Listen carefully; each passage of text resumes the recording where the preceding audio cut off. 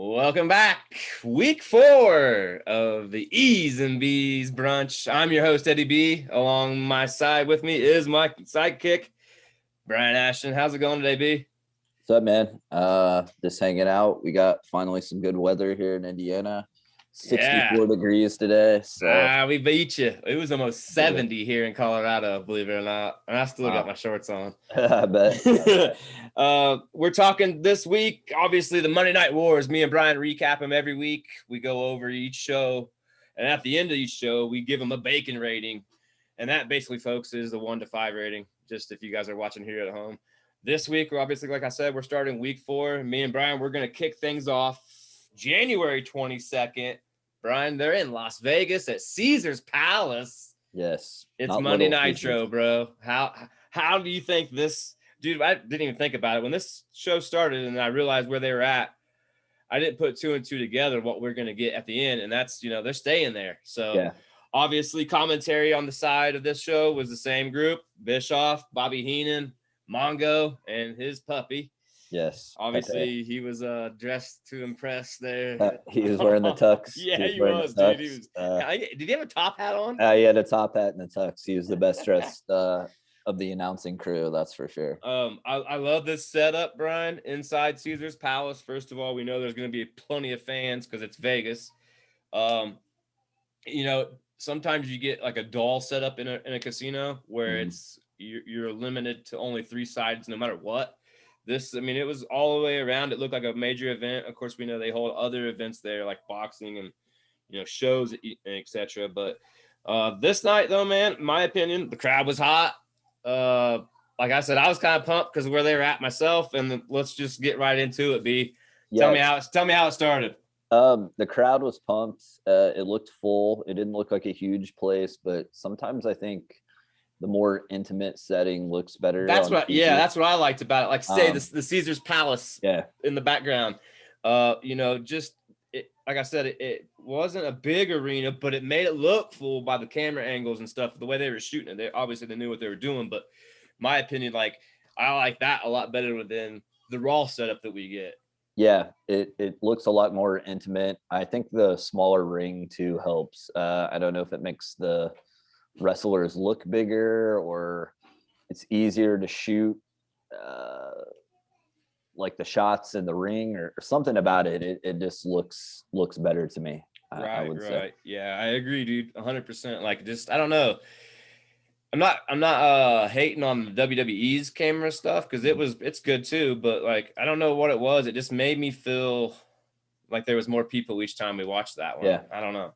Yeah, it seems too like I don't know, it conveys that the crowd's more into it. I think I feel like the crowd's closer to the action too. It's just a better look overall. So yeah, absolutely. And on this night, Brian, we know how I like things to start. I like them to start hot, and in my opinion, dude, how can you get any better than how they started this night out? They started out with a championship match on the line, out the gate. Macho Man Randy Savage taking on none other than the greatest wrestler of all time, Ric Flair, brother. And here's what I want to say. I hate this Jimmy Hart thing coming out with him. I don't like it, dude. Yeah. It bugs me. But I want to say, though, before we get to that, at the commentating table, did you happen to see the Conan? Yeah. Sneaking in there? I've been noted about that. Yeah, he rushed in, said he was the Mexican heavyweight champion, was going to be facing Psychosis. It felt slightly odd. It almost seemed like the announcers weren't expecting him to. That's what I got in my notes right here. It was, I think it was off script, dude, to be all the way real. Honestly, the way Bischoff was looking at him, you know what I mean? He kind of was like, what the... Yeah. And on top of that, a lot of times we know they don't like them to promote other belts on the channel. You know what I mean? Sure. Other than when Sunny does what she does, or Blaze does what she does later. But yeah, I thought that was kind of crazy. And Conan beforehand, we had seen him prior in WCW, but he wasn't Conan yet. He was a different name.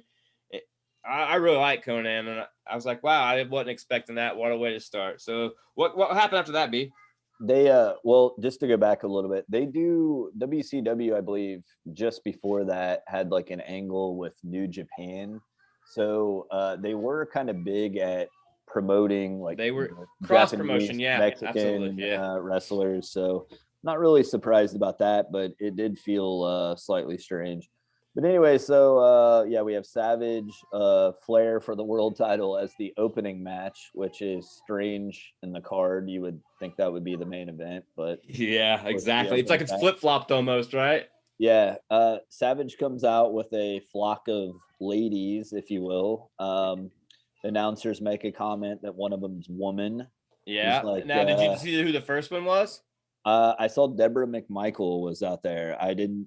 Those were the only two I. The very first girl or the very first woman out was Hogan's wife. Oh, was it really? Yeah, she was the very first one out.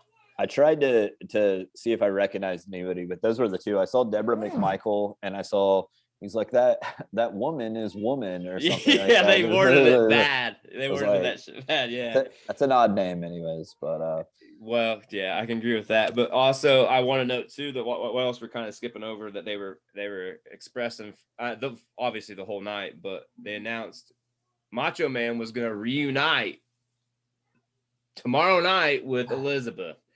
I know the backstory here. I know what's going on in the real world, so it's kind of sad story because they're just doing this obviously for the storyline. We know they're not together no more. She's with Luger at this time. So, it was just weird for a fan that knew well back then, but yet kind of cool though. They're pumping her up. They're bringing the mega powers back together again and all that good stuff. So that was a good way to start, in my opinion. Sorry to jump the gun. Yeah, I was excited about that opener. I thought it was odd that he came out with a bunch of different ladies. Well, did you hear? Okay, it was about Flair. It was about Flair, yeah. Right. He was mocking Flair, basically, but saying that he can get more women than Flair, right. and I just thought it was kind of funny too, though. We have that, and then right after we're pushing Elizabeth, Yeah, that's what I'm saying. Like, that's weird, but yeah, Hogan states he wants Savage next. They hype Kevin Green for the Clash of the Champions, which you'll hear over and over.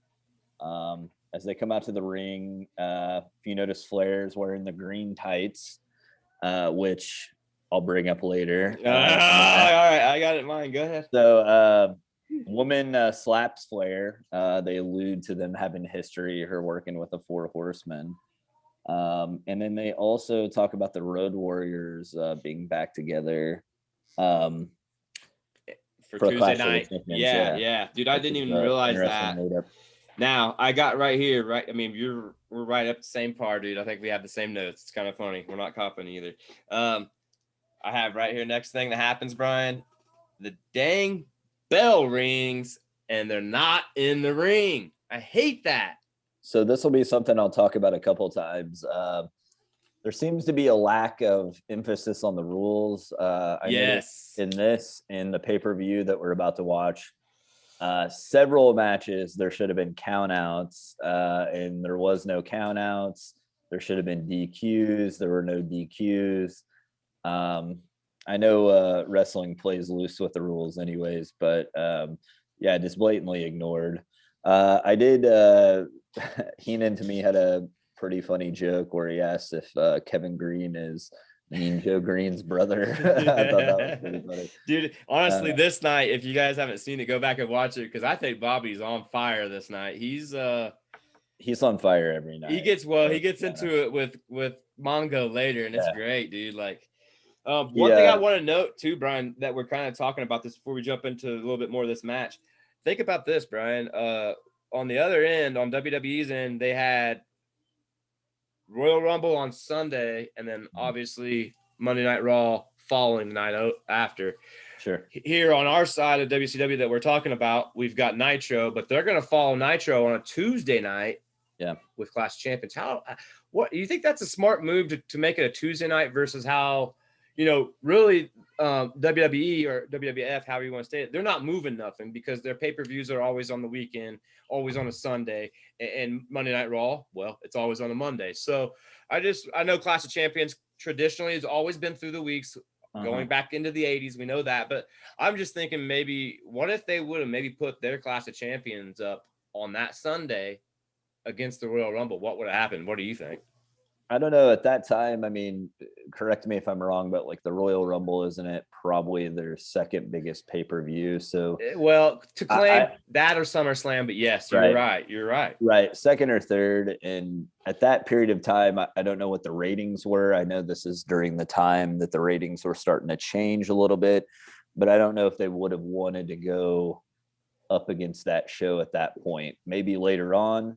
Also, from what I understand, Clash of Champions had something to do with TBS because they originally wrestled on TBS, correct? Yes. Yeah, on 605 TBS. So that was the big key too. Right. It was cable TV. Everybody got it. Yeah. Right. So I think it was like kind of a deal with TBS and yeah, you got to think, they're owned by at this point Ted Turner, who owns a TV company. So he's going to try to spread the product out. Agreed. I agree with you 100%. But I understand what you're saying. See, I'm just stirring the pot a little bit because let's think about it. That could have worked because they could have went into that, Brian, with nothing to lose. Okay, we know this. We know that they got their best or second best. We're saying pay-per-view going to go down, but let's shake it up. Let's throw a free pay-per-view sake, whatever, on TBS on a Sunday. And, I just thought that would. What if they did? That would have been cool. I thought just to try it out because who knows. Like we said, the longer we go into this year here in 96, the ratings do turn, things do change. And who knows, by that time, they could have been really on top. You know what I mean? Well, one of the announcers, they don't harp on it probably as much as they should, but they do talk about how, I think it's Mongo. He's talking about how you're getting it for free. You're getting it for free on absolutely. TV. He's pumping it out. You're getting this for free cable, And we've talked about it in the previous shows, especially at this time, the WWF, WWE, whatever you want to call it. I still call it. I know we're both stuck in that same realm. I do the same thing. But they were not giving anything away for free, really. So yeah, I mean that exactly. Yeah, that was what they had over them. Right. They're not getting the only thing you're getting free from WWF was Monday Night Raw, Saturday Superstars, and whatever else shows shows they could put out. And even on those shows, they weren't giving you too much. They were holding it because they were doing it right back then. They wanted you to have a long storyline to lead up to those pay-per-views. Therefore, they could get those buys. But yeah, let's continue on, Brian, as we're in this opening match, Monday Night Nitro, January 22nd, Caesar's Palace. Obviously, this is the World Heavyweight titles on the line. We know that the bell has started. We're not even in the ring. Let's hear it, Brian. Well, I mean, both of these guys are a little older in their career. Flair probably more than Savage, but they can still work. They had lots of energy. One comment I have is I hate it when they interrupt matches with a commercial. Now, I know if you're going to have a long match on TV, you must have to do that. But yeah, like Savage is about to come off the top rope. Flair is outside. And they paused almost. They paused. No, they did. It looked like because they're like, we can't miss this. But then they come back and like Flair has Savage down in the ring, and it's like, how did we get? And that's one of my big flaws that I can't stand that we talk about on WWE all the time, where we come into and they're halfway through the match. It's like, what the heck? We didn't even know who's fighting. But I'm definitely with you. We're word for word here on our notes. For the most part, though, it was a classic match. I thought Randy had lots of energy tonight. I think even more so than last week. Yeah, I absolutely agree. He seemed pretty pumped up. A couple side notes. You had all the classic Flair things we talk about every week. Same stuff. Yep, we don't need to go over it. I did notice that he has knee pads around his shins, which I thought was kind of strange. I don't know why I just caught that. Well, no, I didn't. I'll check that next time because I wonder if maybe he just didn't pull him up. We know that he's obviously or for the figure four. I didn't think about that. Maybe it's for the figure four. Savage off the top ropes, he can still get. Dude, that's what we talked about last week, Brian. Remember, it's just like amazing to me that they let him go. He still had plenty in the tank, and he's showing it. And on top of that, he's showing us that much with. He's faking an injury at the time, Well, even with the WWF, they're so-called, great athletes younger, which some of that's hypocritical, I'll point out, in the Royal Rumble about all the youngsters they say they have. But I mean, he can literally go with anybody, I still think, at this point. Let's put it this way. It's a Broadway starting match with two people that should be past their prime for sure at this time, and they're putting on a show better than most youngsters out there. I do note this, Brian. One thing I thought that was kind of crazy. I forgot about the WCW magazine. Yeah, I have a note about that. The little kids reading it. Yeah, looks like Sting. Yeah, I forgot about that. I remember that magazine. I know I got it every once in a while. I like to cut the pictures out. Yeah. I don't think I ever saw it. The only thing that I thought was funny about it is, it was always like a month behind. Always. And during like this portion or this era, things change from week to week. So, you're reading about something and that's that why guy's already I got a it heel to cut the or pictures something. out. That's all. You know what I mean? Yeah.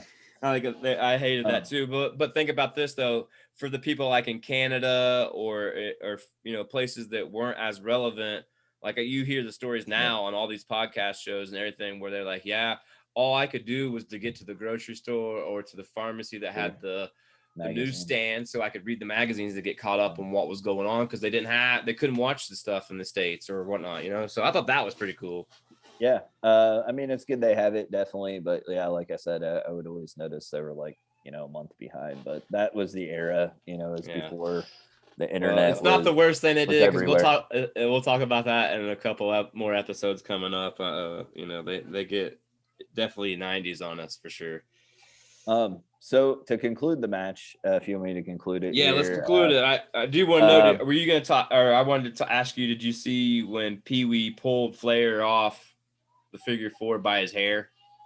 I think so. Pee Wee, I mean, by the the referee. Yeah, I feel like I've seen him do that to Flair before. I feel like I've seen that. And then he got up and he shoved Flair, or Flair shoved Pee Wee. Yeah, that was classic, dude. The rules though state, you don't put your hands on the ref or the announcer, and that's even today, even in the indie leagues, the rules. Yeah.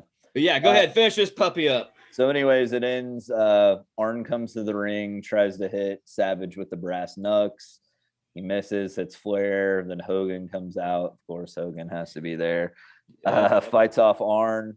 I did notice the bell rang multiple times. I got that too. Yeah, I got bell rings, but Macho still hits the elbow drop, right? The elbow Ain't drop. that weird? So originally I was like, okay, here we go, DQ. Yep. And then obviously they don't call it a DQ, and they give and Savage wins the title. So that was sort of surprising to me. It also kind of goes against the Ric Flair. Right. But there was interference, but there was no DQ. So he lost. He did lose. Note that. Put that in your notes. We're going to put that aside because I don't think we're done with that. Here's what I do want to say about the same thing. It was almost like the plan was when Hogan got there, that was going to cost Savage the whatever. Right. But he never got up on the apron. At first, he started on the lower side and started doing all that. So I think that maybe an audible was called. I don't know. I mean, I could see that, but I would think if it was the world title switching, they wouldn't audible it. But the bells ringing was weird. That's the thing that got me. The bell ringing, I don't understand, because it either the guy was antsy or it was an accident. Because I have seen sometimes where announcers that are sitting by the bell or the bell guy has dropped the hammer on accident, and it don't matter what hits that thing, it sounds like that. But he did it. He did it multiple times. Yeah, it sounded like I agree with what you're saying in the aspect of it looked like 100% it was going to be a DQ finish. So I was kind of shocked when they're like, Savage is the champion. I was like, okay, there's interference, the bell rang, and we're still going to give him the title. The announcers, Bischoff, didn't seem surprised. Like he was championing. He's like, Savage is the champion. Like, so I don't know. And Mean Gene is immediately there to get in the ring. So that tells you they planned on the title change, but yeah, that bell ringing was strange. So yeah, Mean Gene gets in the ring. Hogan and Savage have a back and forth interview, their love hate, which is probably symbolic of how they really Do you felt think they about each other. freestyled that? I think you tell me, but I feel like in that era they freestyled almost everything. Well, I know they had somewhat control over their freedom.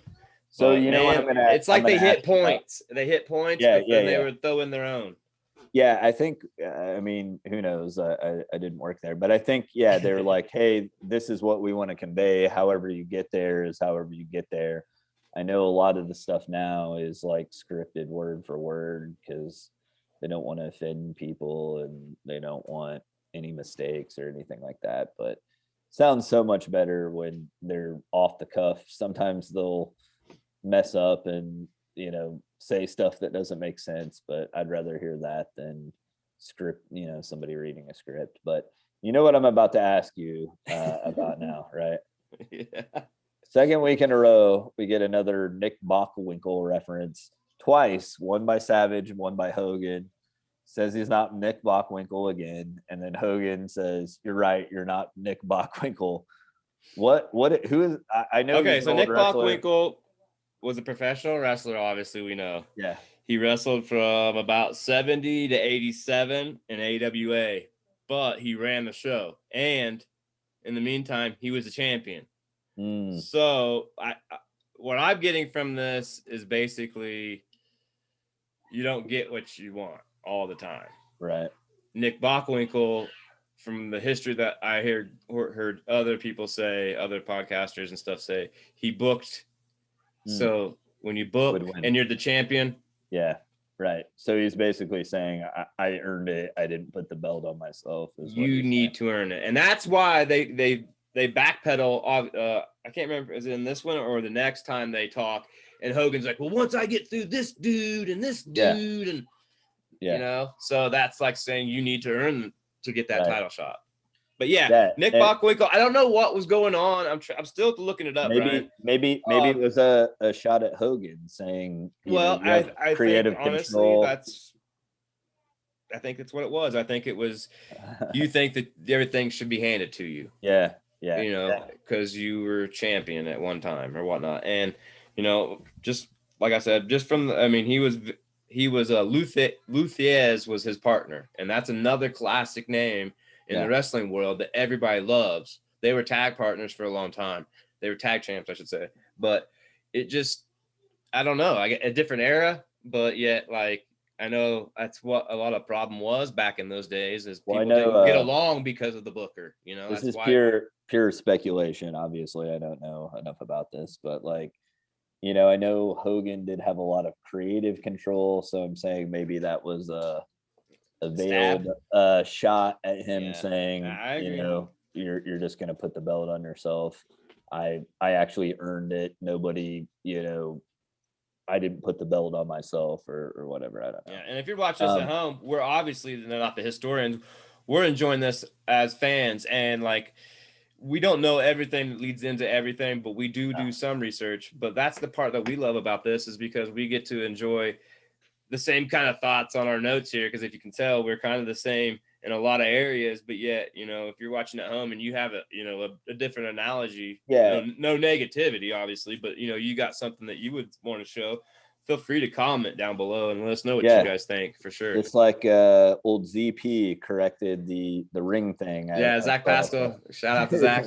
I sent him. Need to get him on here. Dude, that was a thing I was trying to surprise you with. I sent him and Jeff Robinson an invite, trying to get them to join us, because we can do a 4-way with this thing and talk about a week. And I thought that'd be cool, because they know more about it than I do, for sure. People probably would love to hear a couple more people, some different thoughts on it. So for sure. But as you said, we're looking at it purely as a fan. So just picture me flashback to '96 being however old I was, 16, whatever. 16, 15. watching this on my couch, and these would be the thoughts I would have. So Absolutely. Now, um, Brian, before we go on past this match, I yeah, do want to say this. I did note this. I heard Bobby Heenan in the process of all this going down saying, quoting, saying that we could have two title changing hands tonight, which obviously we know a little bit later on the tag titles is on the line. But I just thought it was funny that I caught that,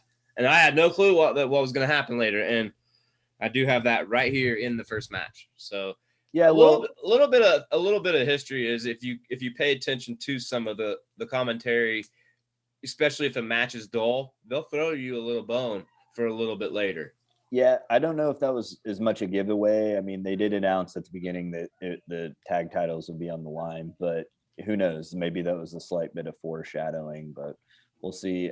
Last little note about the Savage Hogan interview I have is lots of brothers in that interview is what I and noticed. the on cue. Oh yeah, that was Yeah. kind of cheese. They kind of yeah at each other. It was almost like they were laughing at each other when they did it too, or at least Hogan looked like it to me. Because like Hogan says it, and then like maybe it's later on, and then Savage is like double O, like he couldn't let him get the last word in. Yeah, exactly topper. He was topping him. Is what he was doing.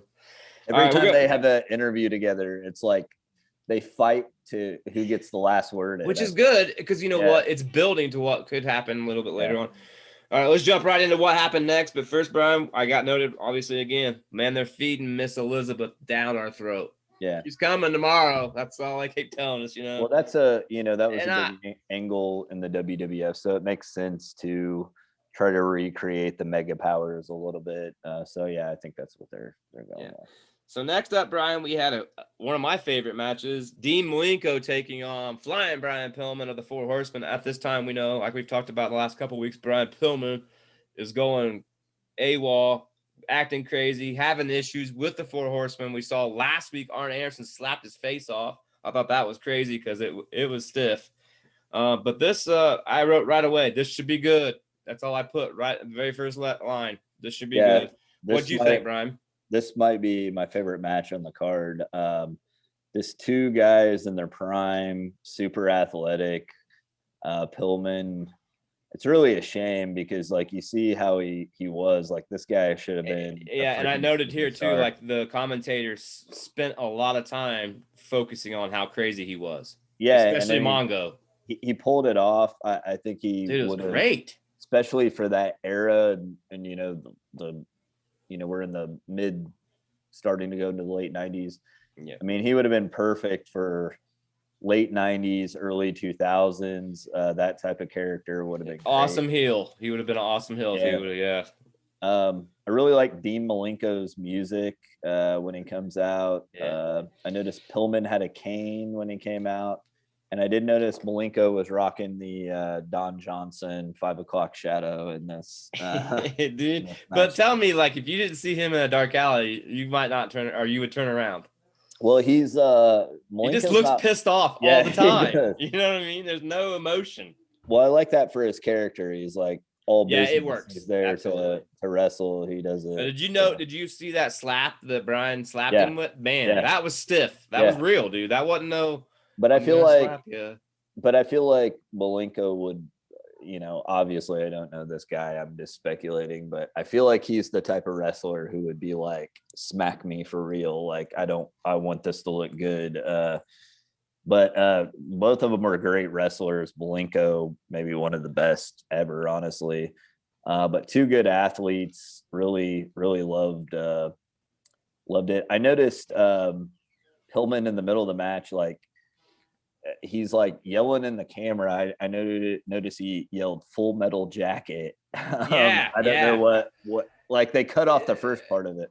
I think crazy. He's crazy. Yeah. He's relating to just being psycho.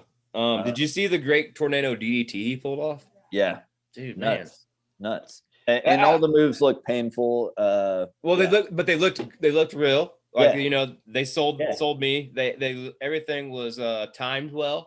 Yeah. But that leads right into what you were saying about Dean Malenko. He was a perfectionist, and he still is to this day. We know he's a coach for AEW at this present moment in time. Yeah, I didn't know and he's always been well respected for what he did, and I understand because obviously when you watch his work in the ring, Brian, dude, every single time, you know, he maybe has slip here and there, but not very often, but he made everything look good for the other guy, and that's what's key. That's key when it comes to it. It looked like it was like a real, I'm gonna say like a real wrestling match. That sounds bad, but like his moves looked like they would actually hurt and actually work. So yeah, I've always liked Dean Malenko. Like I said, Brian Pillman. It just saddens me kind of to watch this because I just think, man, this guy could. Dude, honestly, let's talk about this. We know that the Roids was in situation at that time with several wrestlers, and we're not putting fingers or pointing fingers or whatever you want to say, but I just want to say that I think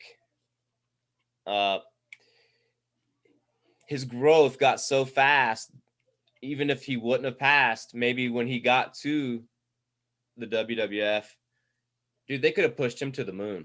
See, I feel like he would have been the perfect heel for like a Stone Cold Steve Austin, would he not? Like the crazy. Well, like see, and they're partners, you know. They're the Hollywood Blondes, and but I'm talking about like good even chemistry. Even that character would have been this nut jobs going after Austin. Like that would have been a great angle, but. He could have been with everybody, but my point being, we'll kill it. But it's just the fact that he got big so fast. It was obvious what was going on. It's just sad because, like you said, dude, he wasn't around, you know, that long or long enough. I feel, but he learned really well, and he was at the top of his game. From what I read, I think he died, and I could be wrong, but he died that year. I believe that this takes place at the end of this year. I do believe. Yeah, he makes a transfer and then it goes bad. Yeah, and I don't feel like he was really here. At least he doesn't. He looks perfectly fine. I mean, he looks big and cut. Yeah. But he doesn't look huge. Who knows what else is going on? You know, like that. And just so you folks know, watching at home, we're really knocking on the door of the dark side coming back.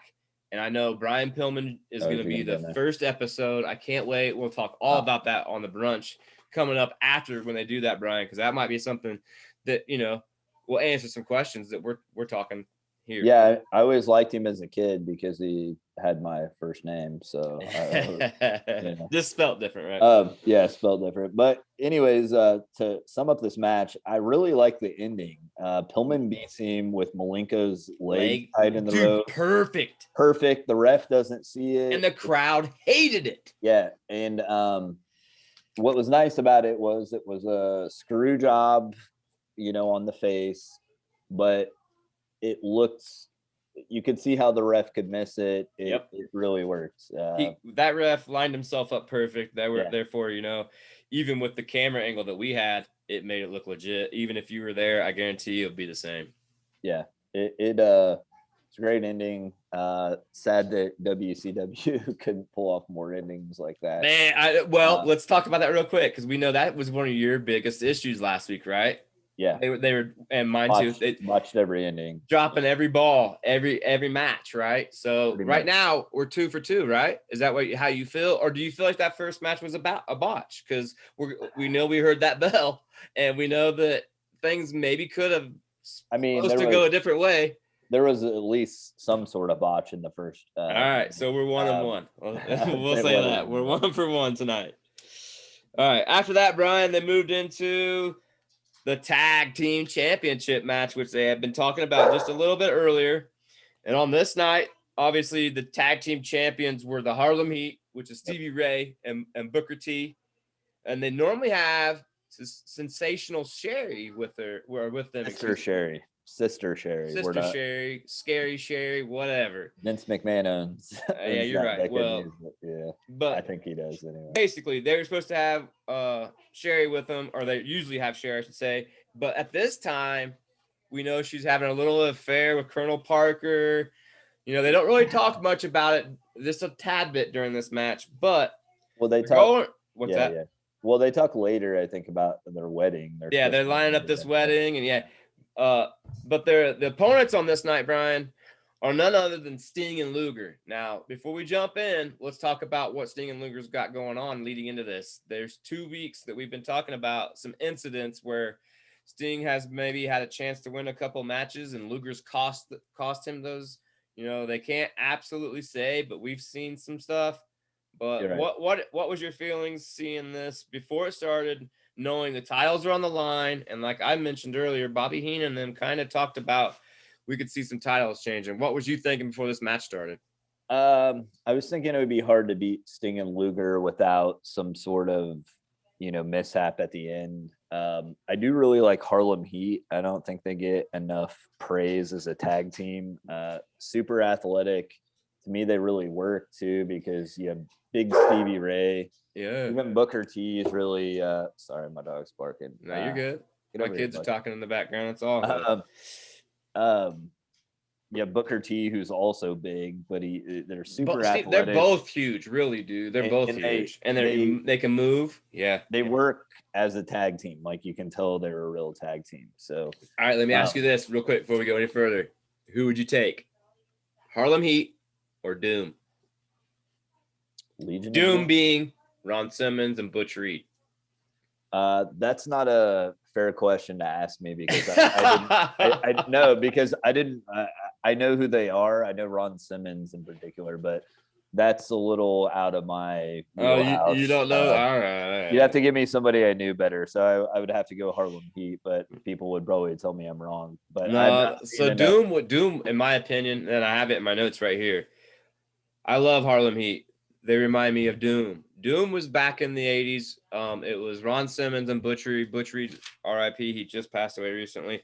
But these guys were one of the first black masked tag teams in NWA, and they were managed by Teddy Long. Oh, yeah. Yeah, and they were killers, dude. They were big, beefy dudes. And what happened there is they had a feud. They split up. Ron Simmons went on to win the world title and stuff, and Butch Reed went his way. Anyhow, the Harlem Heat remind me of that, and I have that right here in my beginning of my notes. That's why I wanted to ask you which team you would like better, but obviously not knowing all the history, that's cool to know. I can't speak on that because I don't know. Obviously, I would go with who I knew, and I can possibly be wrong, so people would probably jump all over me. Yeah, I think it's. I do like Harlem Heat. I think in that era, I mean, it's Steiner's maybe. I don't know. Well, all right. We'll say this: Steiner's, 4 Horsemen, and the Road Warriors, which we just found out they're coming back. Right now, at this point in time, I would take, classic, obviously the Road Warriors, but Harlem Heat is much younger at this time, bigger, they're taller, I should say, I guess. And maybe not bigger, but maybe early Road Warriors over Harlem Heat, but Steiner's Harlem Heat, I think, probably were. And I'd have to research it more, but off the top of my head, we're probably the best tag teams, I think, in wrestling. Like you look at the WWF, like the Smoking Guns or the. In 1996, they are the champions. Now, let's not discredit them too much because I do like Bart Gunn and Billy Gunn, but I get what you're saying. If you put these two up against each other, I would have to probably go with Harlem, right? Yeah, and I would definitely take the Steiners over them. They do have share some moves I've noticed, but anyways, I digress. Long story short. All right, let's get into this tag team championship, Brian. As on this night, like I said, Harlem Heat taking on Sting and Luger. How'd this thing get started, bro? Well, I don't have anything about the start of the match. I know that there was a great jump axe kick by Booker T to stop Sting. Sting kind of gets trapped in the ring. I'm probably going a little bit ahead. Nope, you're good. And that's like a classic, I think, tag team angle where one of the faces. Or you gotta get the hot tag set up. He can't get the tag. He about gets it, and then he gets hit. Yeah, if you gotta get the hot tag, and then obviously when Luger comes in, he's gonna dominate. That's the name of the game here. Where were you going with the start of the match?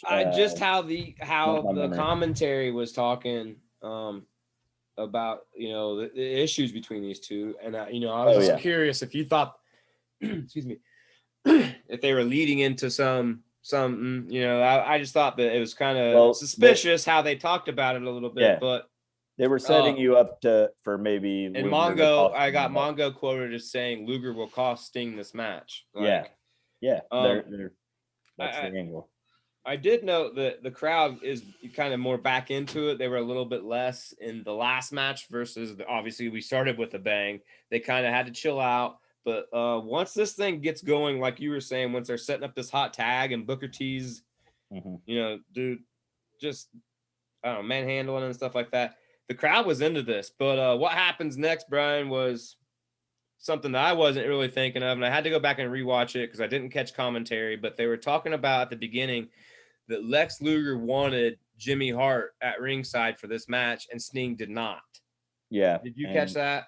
Yeah, I know. I had to go back and rewatch it because I didn't hear him say it the first time, and then I saw him run out, and I was like, "What is going on now?" Because I'm already not happy that he's with Flair. Now he's showing up with Luger, and I'm like, "Well, let me see what happened." So in the story, that's part of the reason Sting doesn't trust Luger because he's aligned himself with Jimmy Hart. So that makes sense. I did notice there was this kid in the crowd that was super pissed at one point in the match. He was like doing a mock like flip off the camera.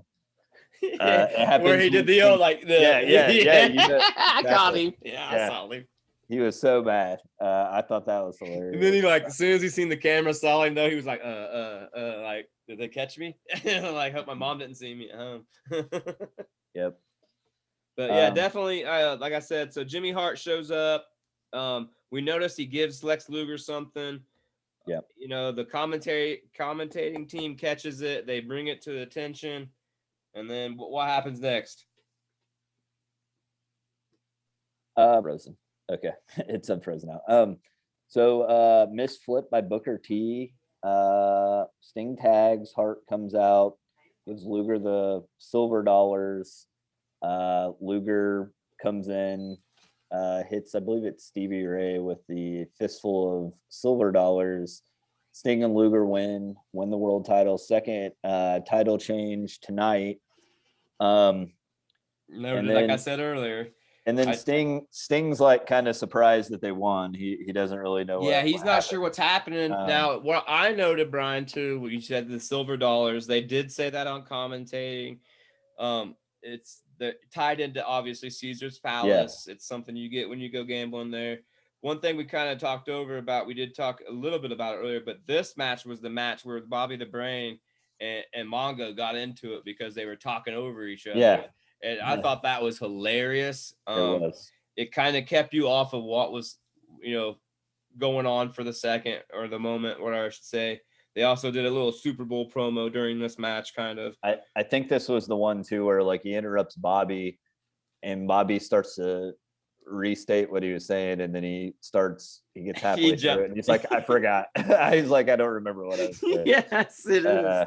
Dude, and that's what I love about it, because I'm thinking in my they're head, good. Are they doing this on purpose or not? Because if they aren't, this is great. So. But I know from hearing Tony Schiavone talk a million times over and over again about Bobby, working with Bobby, that Bobby, towards the end here, he was getting paranoid about everything. And his biggest thing was he wanted to get the hell out of the stadium as fast as possible. His bags were packed, they were loaded. And as soon as that show went off air, he was the first one out. And that's true story. So, that's why I like listening and watching this stuff over again, because it makes me think about stuff like that. Like, is he tripping? Is he really wanting to get out of there? And then also on top of that, are they fighting with each other for real because of how he is? I think that was just good banner. I don't know the backstory. It came and then across flip it over. Yeah, and then flip it over. It's exactly what you said. Great stuff for what we're watching. We talked about this a couple of weeks ago.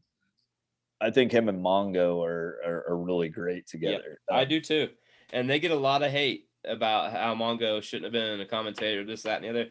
Right now, I'm loving it. I do love Vince McMahon and Jerry Lawler. Don't get me wrong. Just because they're good together, they're kind of annoying, but they're good together.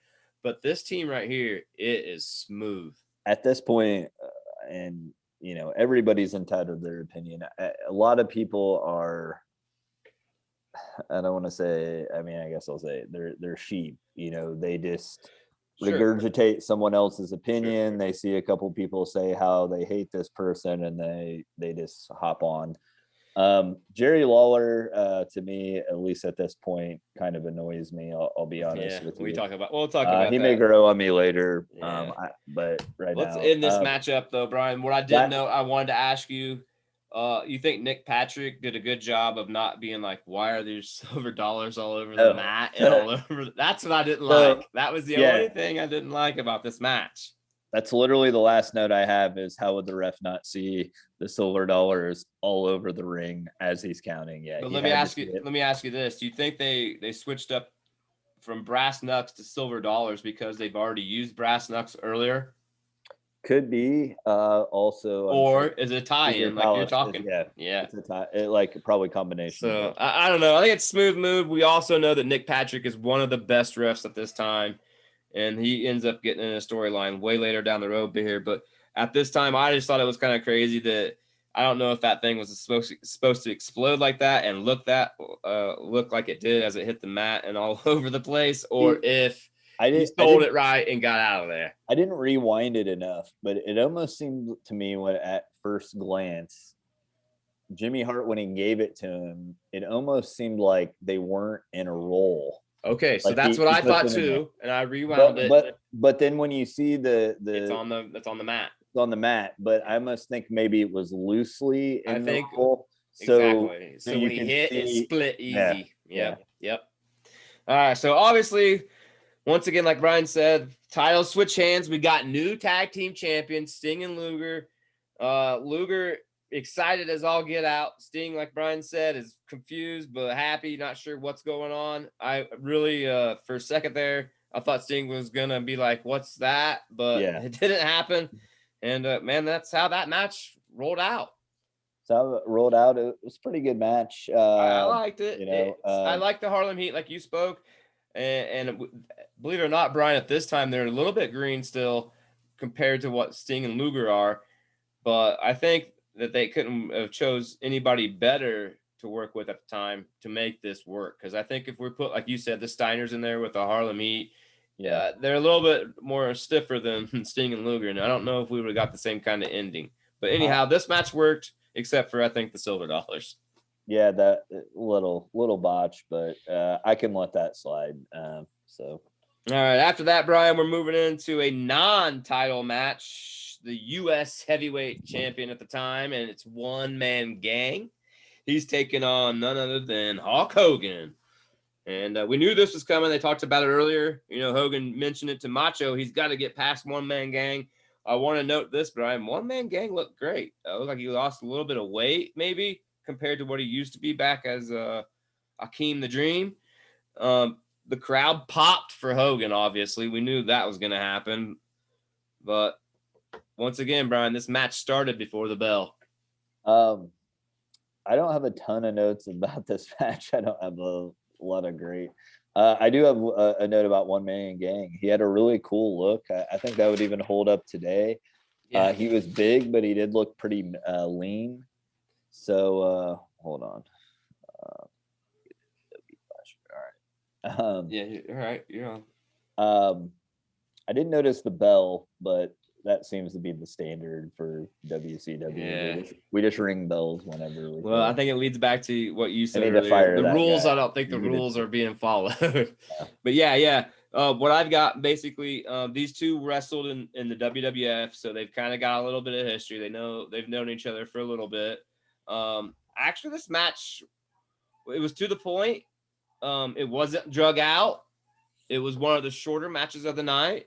And you know, it kind of just it got to the point and got it over with, basically. Let's just say that. Hogan obviously gets his famous, "You want me to body slam him? I'll body slam him." Yeah. He gets the big boot in and obviously the leg drop, and then you know, it was it. Yeah, probably my least favorite match on the card. I don't think Hogan, I know from what I've heard, he never wanted to be booked with smaller guys because he didn't want to we've talked about this guys before. He didn't want to be booked with Dustin Rhodes because his arms are skinny. But I mean, it would have served him so much better than this two big guys punching each other. I mean, Hogan, Well, as okay. far as wrestlers on this card, he was the worst wrestler on the card as far as wrestling. I can agree with that, but before we go any further, let me ask you this, because I said it earlier. This was the main event. Oh yeah. And why is this the main event versus what we had first? We literally have two title matches on the card, and Hogan versus the one man gang in a non-title match is the main event. Why would that ever be? This would be a good first match, honestly. You got a big name out there, even second match. I know Hogan's the big name at the time, but yeah, this makes no sense. I think it devalues your world title if it's not in the main event. Okay. But here's one thing too that we got to note and tell everybody at home.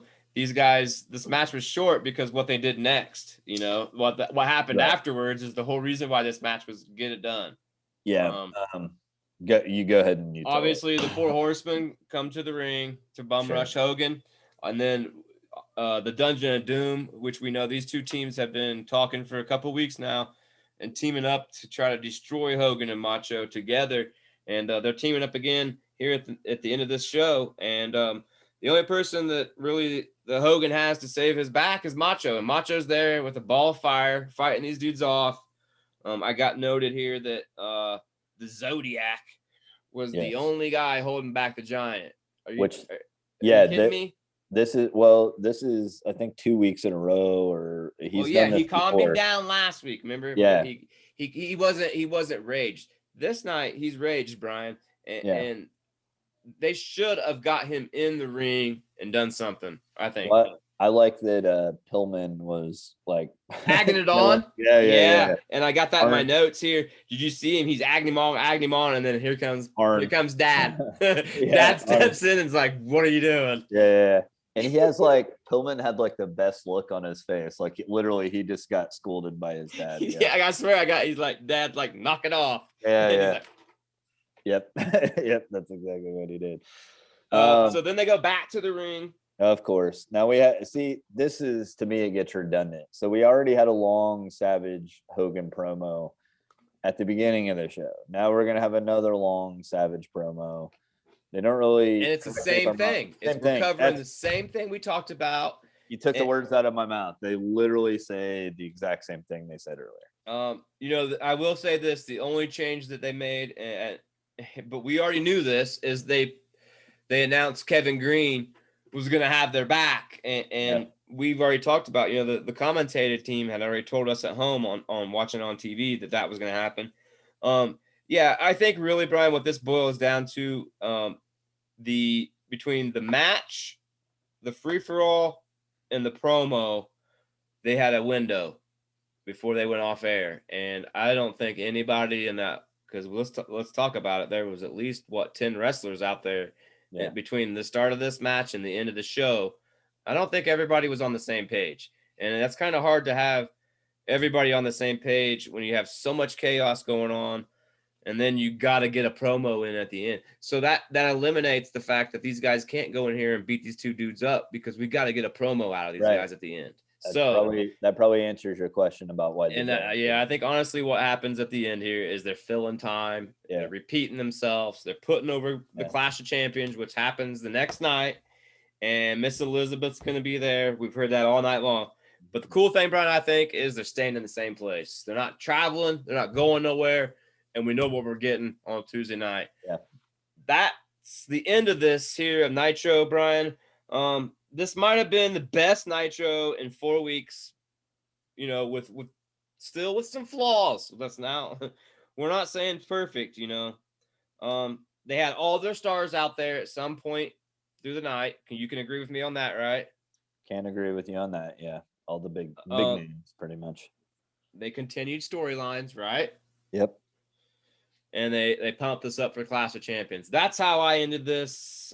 Before I give you my bacon rating, I want to know, Brian, your final thoughts here on Nitro, January 22nd, 1996. Well, some of them we've already talked about. The order of the matches was absurd to me. The first match should have been last. Um, I thought all the matches were great except for the last match. Three really solid matches. But for a Monday night show, you have 2 title changes. I feel like, and I could be wrong, but I feel like in that time was unheard of. So Nuts. Live, on air, 2 title change. But once again, Brian, not to cut you off, let's think about this. This is Monday night. This is following Royal Rumble. So their competition's already had a pay-per-view happen, and they're getting ready to have a follow-up show on the same night. But so it's pretty. So they need to come with something big. Exactly. So they gotta stay, even though they got Clash of Champions up their sleeve for the next night, they still gotta maintain. Yep. So with all that, with all that said, Brian, I gotta know what's your bacon rating on this show. I feel like I'm doing it a little high. I don't know. My scale's been a little stingy, probably. Yeah, I think we're both still working on it. I think in a couple of weeks we'll have it nailed down. I'll give it 3.5. Woo! If that last match would have been good, it could have been 4.5. If it would have been great, we could have maybe even got to 5. But, wow! So you're saying? I'm saying 5. You gotta you can't have you can't have no botches. Excuse me. You can't have no botches. You gotta come out. I mean, everything that I want. We talk about it on this show. I have a feeling I'll probably never give a 5. That's what I'm saying. My scale. So well, we'll see. You never know. I think at one point I will, but I don't think I'm gonna give out more than a couple. You got to do a little curve with me. So this has been the highest one I've ever rated, I believe. So if that tells you anything, that it's the highest one. Other than that last match, and then the double Savage Hogan promo, those were. And it's funny because I was with you on this. I'm gonna go ahead and tell you, I'm giving it 3 pieces of bacon. One of my higher rated, like I said, one of my favorites so far. But I want to say this: I went back and forth between 3 and 3.5 pieces of bacon because I loved it so much. But then as we keep talking more about it, they dropped the ball too many times again. You know, they finished this show with an awful match. Well, I won't say it was awful because it wasn't a bad match. It just wasn't a crowd pleaser. You know, it was a time filler. Yeah. And that's what we got to end the show. I think if you would have put Macho and Flair on at the end of this show right here, you might have even changed it. You start the show out. Yeah. You started out with Dean Malenko and Pillman. You throw that Hogan match in there wherever you want, but you end it with Macho and Flair. Sure. This is a 5 piece of bacon all day. Yeah, I debated 3.5, but like I said, since it was better than I would say most of the shows we've seen, if probably the best one, I would give it 3.5 at least. So all right, so there you have it. Brian gives it 3.5 pieces. I give it 3, and that's Monday Nitro for January 22nd. Stick with us here. We're gonna jump right into the Royal Rumble. All right, Brian, we just finished up Nitro from the 22nd. Let's jump back a day to January 21st, which was in 1996, which was Royal Rumble for WWE, WWF, what do you want to call it? But before we talk about that, Brian, let's talk about the bacon rating. As we know, we rate every episode of the Monday Night Wars. We give each Raw and Nitro 1 to 5 bacon pieces. And I'm keeping a tally as we go through the season, or through the year, I should say. And up to this point, right now, Monday Night Raw has 7.5 pieces of bacon total in their bank. And Nitro, before we did the show that we just prior did, they had 14. Sure. Now, obviously, we just gave Nitro 6.5 more pieces of bacon. So they're sitting at a hefty 20.5 pieces of bacon to Raw 7.5. Now, we'll jump back to Raw next week, folks, as we'll catch back up for the January 22nd Raw that happened after this Royal Rumble. And then obviously we're going to touch on Clash of Champions to go along with it. But let's get into it, Brian. Fresno, California. We finally know where it's taking place. 9,600 fans in attendance. Okay. As you may not know, but I do, the Royal Rumble started in 1988. Did it? The first Royal Rumble only had 20 contestants. They didn't change that until later. But on this night, we had a different commentating team. Brian, Yes. tell me about that. We had Mr. Perfect, Kurt Hennig, Yeah, and my Vince. favorite, dude. I love him. I love Mr. Perfect. I thought he did a good job announcing. He did okay. I don't he- know if well, I know your stance on Lawler. Would you take him over Lawler? He's not. He doesn't annoy me like what Lawler does. I agree he wasn't, Bobby Heenan, but he's much more pleasing to my ears than Jerry Lawler is. Yeah. I'll agree. He's a lot calmer. Obviously, he is Yeah. very knowledgeable, and I liked his Sure. his smirkiness was just like Bobby, in my opinion. Sure. This night, obviously, it's a big night as the winner of the Royal Rumble gets a shot at the champion at WrestleMania. As you all may not know, that's how they do it. But the bigger story, Brian, was what was coming into this night, and that was Shawn Michaels making his return to the Royal Rumble. And Yes. we obviously, if you're not following along on the Monday Night Roars, there was some situations going down. They wasn't sure if he was ever going to wrestle again. He makes this miraculous recovery, and obviously on this night, he's the main talk. But I want to say this, Brian, this show starts out hot as heck. And that's with the promo they started with there. I was going to say, first promo, Sonny in the bathtub. Yeah, they're really laying on the sex appeal. They also had a nice little promo package of the Royal Rumble. I thought was pretty good. So yeah, I love the rundown they gave us. That's for sure. Obviously, they same as Nitro. They promoted a little bit about the Super Bowl, which was the following Sunday. So I thought that was cool. They were kind of cross branding, even though we know that Kevin Green's going to show up at Clash of Champions. So that kind of ties in with the Super Bowl theme on their end. But on over here, we obviously know 2 weeks ago they had a football themed Monday Night Raw, which was little cheese, but they're still trying. They're still trying. Yeah. They opened this big show up with, well, in my opinion, a shitty match. Excuse my language, but we got Jeff Jarrett taking on Ahmed Johnson, and Brian, we both know this. This feud's been going on. Ahmed Johnson's really wanting to put it to Jeff Jarrett, but on this night, I'm not sure if this was the best opener. What do you think? I didn't mind the match. I didn't think it was that bad. It's not a world title match in your opening match, but I don't think that's logical to do that. I was fine with this as an opening match. Both, I'd say, relatively big names. I think Double J got bigger. Ahmed Johnson at the time, I think, was getting a pretty big push. Yeah, he's getting a huge push, obviously, because of the way he looked. We know that. Here's my problem, Brian. I don't know. I've never been on the Jeff Jarrett bandwagon. I understand he's a great worker. I understand his daddy ran his own wrestling stuff. But what I don't like here is just, it seems to me, Brian, he's trying way too hard to be like Ric Flair. He's doing the strut, he's just, I don't know. Slightly different. Obviously, they've got the same finishing move, and but one other thing he does have that Flair didn't, and that's the guitar. Well, maybe, his thinking at the time was Ric Flair's getting up there in age. So at some point there's going to be a space for this type of character, and I'll fill that space, Absolutely. I can agree. He does come out with some glowing glasses and a glowing Double J. Yeah, the red Double J's and the old glowing glasses for sure. Yeah, I mean, he's looking hot. The crowd's not into him at all. So he's doing his job as a heel. I'll give him that. I don't know.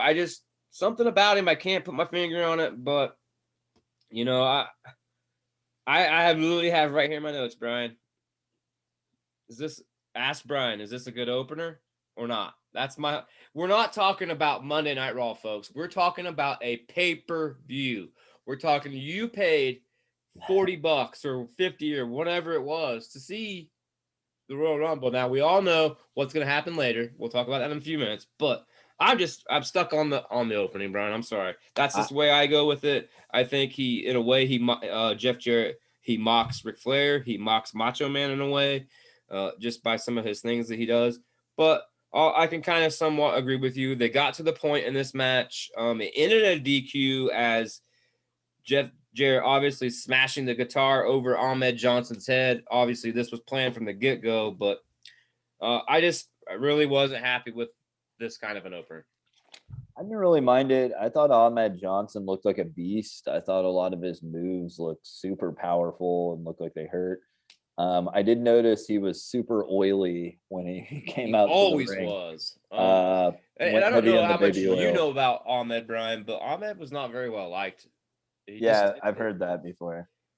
Even up to just recently, I read a comment about him talking smack about Mark Henry, and Mark Henry just basically, letting him have it. I mean, I know that back then it was a way different, but to me it seems like maybe a little bit of jealousy, because I agree with you, Bryan. He looked great, but on the other hand, I gotta watch a little bit more to dial him in if he's really that bad of a person or that bad of a wrestler.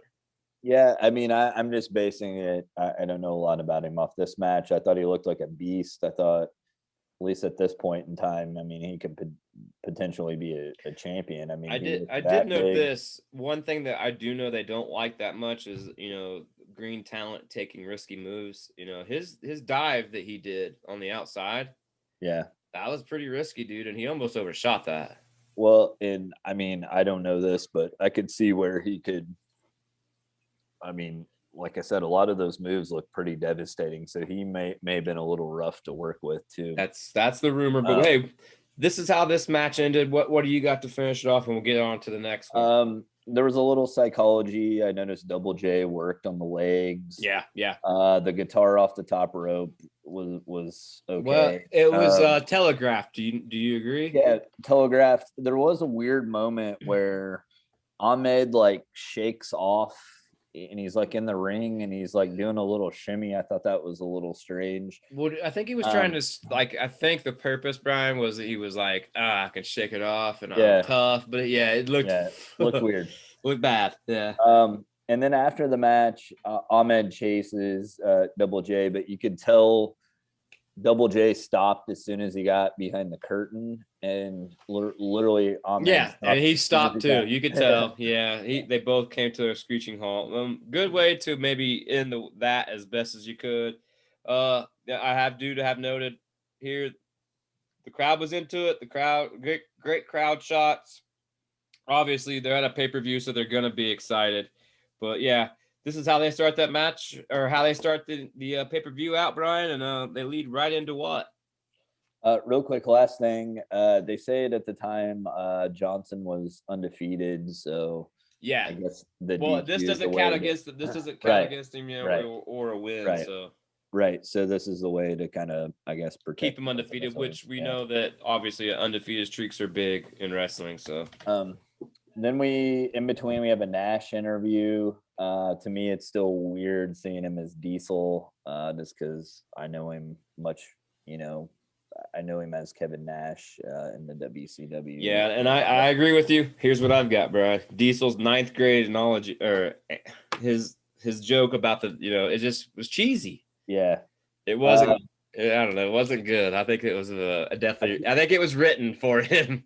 I feel like the WCW let him be more himself. That's for sure. And let's talk a little bit about that, because obviously there's a lot that goes on in this.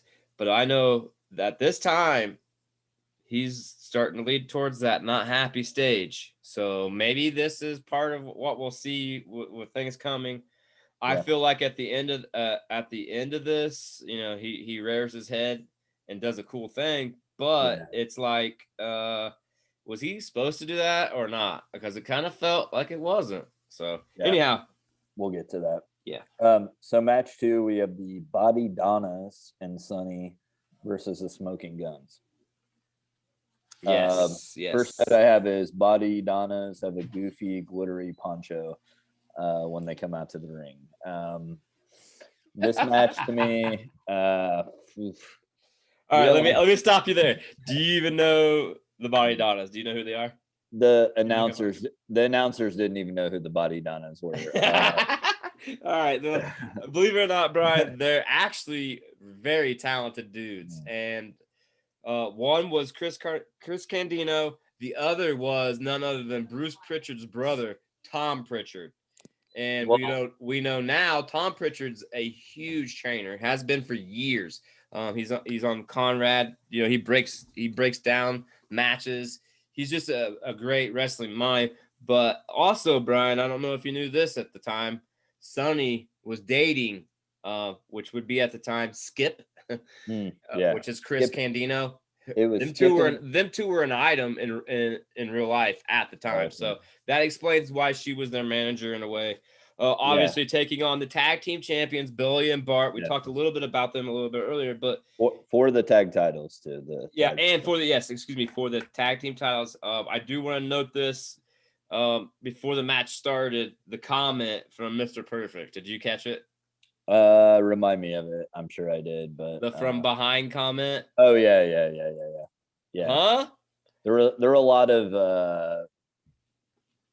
Well, I just think it's funny. Like I explained I'll to go into you, it like later, but we know, well, some people know, others don't, that she's dating that dude in the ring, and here we yeah, got a commentator basically yeah, saying he's yeah. been there, done that. He, Like, he makes a comment like, "I know that from behind" or something yeah, like like I'm that. saying, like been there, done that. So Because I think the whole thing was they don't know which one's Zip and which one's Skip or whatever yeah, the whole time because they I look like. All alike. right, let me ask you: do you like the name the Body Donnas?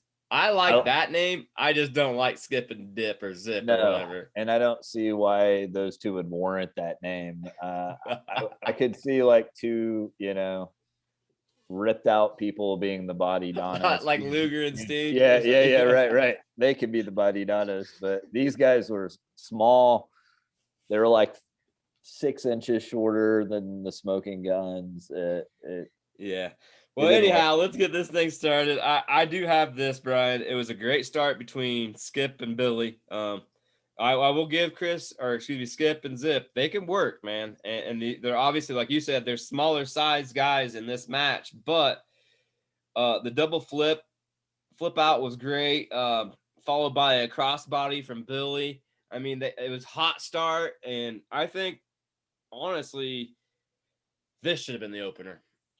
Um, I don't know. I wouldn't even put this on the card to be honest with you, but the crowd was absolutely dead too when Yeah. both of them came out. The crowd does pick up though as the match gets better. That's exactly what I have. Crowd liked this one better than the last one, and they I picked will. up. But I will say this: the Body Donnas did have good tag rapport. I guess is the best way to state that's that. my thing. I'm not saying they're the best in the world. I'm saying this: they knew how to work, and they Yeah. worked well with these other two guys, and that's what made this match work, in my opinion. But let's not get away from the whole point of this match. It wasn't about all four of those men in that ring. It was about what was on the outside. We knew that from the get-go. So I was going to wait to my finishing notes, but the star of the match was Sunny. To me, she was absolutely the star of the match. What other notes do I have here? Yeah, good teamwork. Huge chops. I mean, there was some hellacious chops thrown. I think the Smoking Guns looked better than the Body Donnas, obviously, in this match. yeah. But yeah, you hit it the nail on the head. I mean, Sunny was the star. We knew that going into this, but I didn't think it took too much away from it. What do you think? No, I didn't think she took away from it. I thought she added to it. I thought she did exactly what a manager is supposed to do. She distracts the ref. There's a point where the Smoking Guns hit their finisher. Sunny distracts the ref. That's kind of what she's supposed to do. Yeah, they retain. Yeah. Obviously, she got knocked off to the ground. Showed a little bit more than she should. Some would say. But honestly, it did it. We knew what she was gonna do. Like you said, we knew what the outcome probably was gonna be. But I think they could have tightened it up a little bit better. I thought the ending was strange because one of the Smoking Guns comes in while the Body Donnas were doing a double team move. I can't remember. I think it was Billy. Yeah, it was Billy. And the ref just allows it and allows him to kind of finish. overlooked it, yeah. And then, but yet he was more concerned about Sonny. See, that's my whole point. Is Maybe I missed that part, but it looked like to me they were doing a double move. They just made a tag. Maybe they were in there a little too long. And then they had Bart, and Billy just runs in, like tackles him. He falls on top. Bart does, and they win. And it's like, why would the ref just allow interference? That I thought the ending was strange. All right, I can agree with you on that. Like I said, I still like this match better than the first one. I don't know, just because I like the action a little bit better. I think a little bit of the first one was telegraphed, but who's to say? Anyhow, after that, what we get into, Brian? So we have a Billionaire Ted compilation, basically the same stuff they've shown us on Raw. Complete replay over and of over what we've again. seen. Yeah. And I noted here, they just had to do it. They had to, they had to get the Ted spoofs in, the bad humor. They didn't really change much up, but they knew. They just replayed it. You can tell that WCW is getting to Vince McMahon. I think. Yeah. Honestly, what do you think his point? I mean, if he didn't make anything new, that's what I was kind of noted here. We're seeing the same stuff over and over. Is he just trying to hit the one-time buyers, the guys that maybe don't watch week in, week out, do you think? Or is this just filling time? I think he's just trying to ram home his point that they're the young group, they're the has-beens, but I definitely think it shows insecurity by the WWF at this point to constantly dedicate segments to your competition. Possibly could have done more another match than good. Well, it could have done more harm than good, if you're watching it. Yeah. Or you could have added a little bit more time to the way the Rumble ends, That's another thing. I mean, yeah, you have that slotted time for each contestant to come in, but yet you don't have, after that 30th man's in, it goes until it's done. So anyhow, I think it was long enough, so I don't think. Right. After that, Brian, they had another little promo that they kind of got us set up with, and that was what was for the next match, the Intercontinental title match between Goldust and Razor Ramon. I know we've talked a lot about this for the last 2 weeks. We've kind of walked on eggshells or whatnot, and we'll continue to walk on those eggshells just to be safe for all you people watching at home.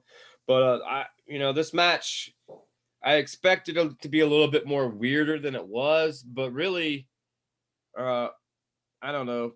Other than the weird entrance, and we get Melina, which they don't know her name yet. They're saying a weird lady.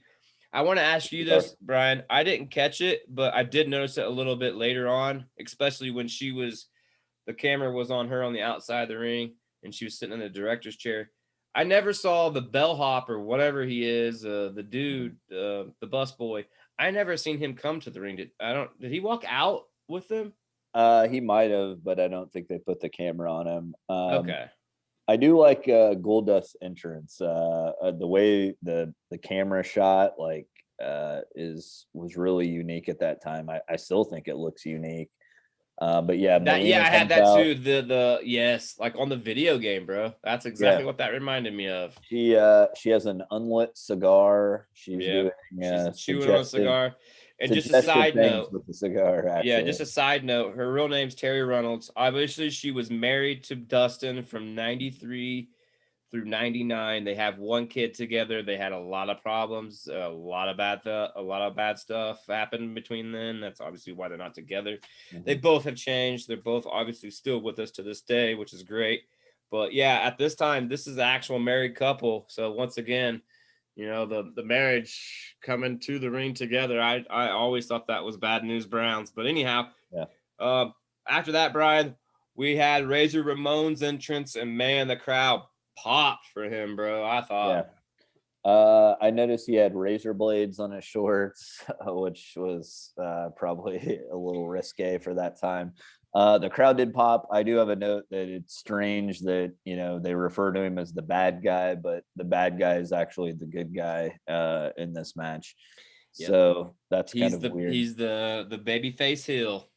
Yeah, that's strange. In this era, it is. Nowadays, it's very common. But yes, in this era, a lot of times, if you did a character switch, and what I mean by is going from heel to face, they usually took you off air for a while and they brought you back repackaged, and didn't wear the same stuff you were wearing as a heel most of the time. Well, But correct me if I'm wrong. I mean, he'd been around a while as yeah, Razor he's been Ramon. around a real long while, and Because I remember him when I was a kid, and he was always a bad guy. So for me, it's strange to see him as a face. And as we spoke prior, when this first thing started, when I talked about Diesel's mindset and what we know is going to happen later on and all that from these guys, obviously Razor's part of this. And you know, just listening to a couple podcasts over last week, they actually were kind of in the same time frame, maybe a little bit further ahead than we are. But what they were talking was, you know, Razor was not happy with WWF at the time. Obviously, I don't know if it's this storyline's what started it, but what they did after a little bit later on is, you know, crazy, putting him in another gimmick match, and it was a baby diaper match, a baby bottle match. Jim Cornette wrote, but you know, like I don't irony. You know, like it's so weird that these two storylines were back to back, kind of in a way, I should say, and he's gone. Yeah. So anyhow, we'll get into this match here, Brian. So obviously we know this feud's hot and heavy. Razor Ramon does not want anything to do other than beat Goldust's ass. So you know, they start out pretty hot, in my opinion. A little long. They drug it out somewhat, but see, I thought the beginning there was a lot of backing off by Goldust. Yeah, he went outside a lot in the match. And what I mean by hot is they've got the crowd into it. Yeah, yes, they've got. I'm not saying we're fire. I'm saying the crowd's ready to go. And then they drug it out. They made it a little longer than I expected, you know, and that's exactly what you're saying. It's like, what are they doing? They're kind of backing off, backing in. I was disappointed in the match because I know they're both really good wrestlers. You know, I get the theatrics for the storyline aspect, but the whole match just had theatrics. 100% gimmick. Yeah, exactly. A lot of cringy announcing comments about Goldust that would not fly today. It just none of it would work, and we won't touch into any of it. A lot of sexual references in reference to Goldust. I really liked. I did like Dustin's bulldog that he pulled off on Razor. I thought that was a smooth move. I have a note about his punches. He has fantastic punches. Still to this day, bro. Yeah, great punches. They're so believable. Yeah, and on top of that, like he could sell somebody punching him better than most. But yeah, the one thing I noted here, Melina, they didn't know her name. I know her name. That's why I keep saying it. But she ends up blowing Goldust into Razor's eyes, and I thought that was kind of wild because if you think about it, it looked literally like it was glitter. So probably, I couldn't imagine getting glitter blown in your eye. I mean, I know they're not gonna try purposely in a way, but they are. You know, I guess it's hard to say that, but I just thought, wow, dude, if that really would have gotten his eyes, he'd have been screwed. Yeah, that wouldn't have been good. Finally, like I put after all the theatrics, they had some good wrestling, but I wouldn't have minded the theatrics at the beginning and then them just having a match. But yeah, to me, too much theatrics. Absolutely. Well, obviously, Melina, she distracts again. We get a low blow from Goldust, and then what happened, Brian? Runnels distracts the ref. 1, 2, 3 kid does a nice kick off the top rope. Spinning heel kick. Yeah. And dude, he nails it and he bails. Nailed it. Yeah. Nails and bails. That's what I got here. Goldust wins. He's champ. Just like that. The only thing I could say, we kind of seen it coming. Obviously, they had a lot of attention on her. We knew that she was going to be a distraction for this match in some way, but I didn't see the 1, 2, 3. I mean, if you're watching for the first time, I should say, I wouldn't have thought about 1, 2, 3 kid coming in and costing him this match because I've got my main focus on her and Goldust in this situation, how obsessed he is with him. So Yeah, I loved it. I think this was, yeah, I can agree with you. There should have been a little bit more of wrestling. The theatrical stuff was obviously there, ready to go, but not bad. Um, Yeah, and then Gold Dust gives her like a tongue kiss as yeah, they're and then leaving. that's what that's another thing we should, I guess, with all the craziness that's leading into this and all the hearsay of what they're labeling this guy as, or they're trying to label him as, or want us to label him as. He shuts all the critics up at the end of this match, and Yeah. well, so to speak. Well, so to say. After that, Brian, well, they couldn't go without pumping him up, right? They had to bring in the old promo, bro. Get him in there one more time before it happened, right? Are you talking about Shawn Michaels? Shawn Michaels, yeah. That's all we've heard about is Shawn Michaels hype. For 3 weeks, all right? 3 weeks, yeah. Shawn Michaels. So we have more Shawn Michaels hype. I have a little note. They talk about the WCW old, and then, I mean, there's even more of them in the Royal Rumble, but then they show, the Royal Rumble participants, and you have Bob Backlund, you have Jerry the King Lawler. Yeah, I got them all written down. Jake Roberts. Owen, Jake, King Lawler, Barry Horowitz. And what was the one dude? Hardcore guy. It was his brother. He was a big champion. Funk. Terry Funk. Or Dory Funk. Yeah, Dory Funk. Yeah, Vader. Yeah. And it's like you're making fun of the WCW, and you have guys older than Savage and Hogan in your Royal Rumble match. That doesn't make any sense to me. Yeah, and I want to note here before we move on to the Rumble here. At the end of this promo, Brian, did you catch Shawn talking about the Click? That's the first time I've heard him say it. I caught at the end of the pay-per-view him talking about the Click. I was going to ask you about that. But, it's mentioned at the end of this promo. It's really subtle, but it's at the very end. Boom, he talks about it. I just thought that was kind of wild because we know the Click obviously contains him, Diesel, and Triple H at the time. Razor kind of was 1, 2, 3 Kid. Razor was in that. So, and we know with all the backstage and storylines of, it was a bad thing. Everybody, if you weren't in the Click, you weren't in. So, yeah. All right, Brian. So, well, it's that time. It's time for the Royal Rumble. I was pumped for this one. I tried to stay away from it so I wouldn't remember who was in it. I wanted to be surprised. Obviously, we know the Rumbles every 2 minutes, a new competitor. They start with 2 competitors, I should say. Then every 2 minutes, a new competitor until the 30th man has came in. I just want to say I got from beginning to end when they came in, who they were eliminated by, and when they were eliminated. Sure. If you have any questions, just let me know, but I'll let you talk first, and then I'll go through my list here. Well, I know Triple H came in first with Henry O. Godwin. In which we know we talked about them 2 weeks ago, right? So they're very familiar storyline. Yeah. We had the slop match, and which that comes into play a little bit. Yeah, exactly. So obviously Henry Godwin, as Brian says, was number 2, and he comes with the slop, which, if I'm not correct, I don't think you're allowed to bring stuff to the ring in a Rumble, but hey, who knows? Anyways, go ahead. Jake Roberts did. No snake. So really no excitement for these two. Crowd was pretty dead.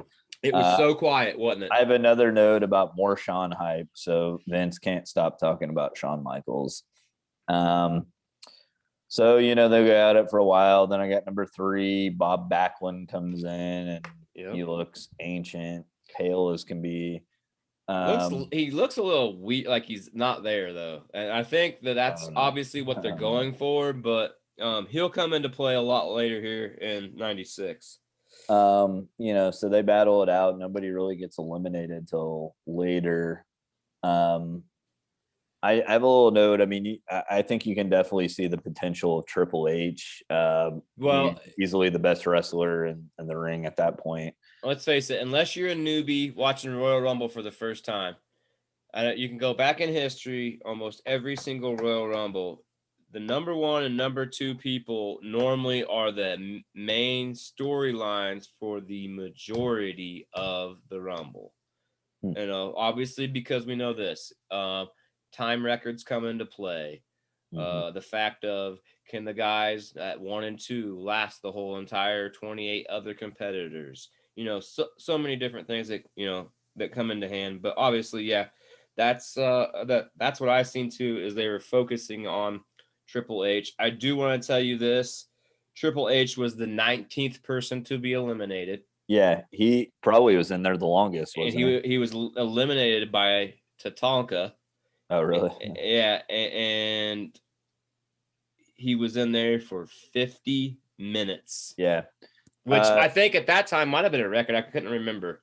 I noted that they definitely were trying to push him without pushing him, if you know what I mean. Like, they obviously gave it was him coming. really good, yeah, he obviously doesn't win it, but they also wanted you to know that he was a formidable competitor because he lasted that long. All right, so Brian, we're at 3. Let me rumble off the next 3. Sure. It was Jerry Lawler, which we know has been playing, commentating, and wrestling, but we'll talk a little bit about what he pulls out of his hat here in just a second.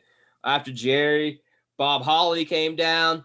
And then after Bob Holly, the 6th man in was King Mabel, and we'll stop there. I want to note this. They had King Mabel listed, and they said it out loud, 568 pounds. Do you think that's correct?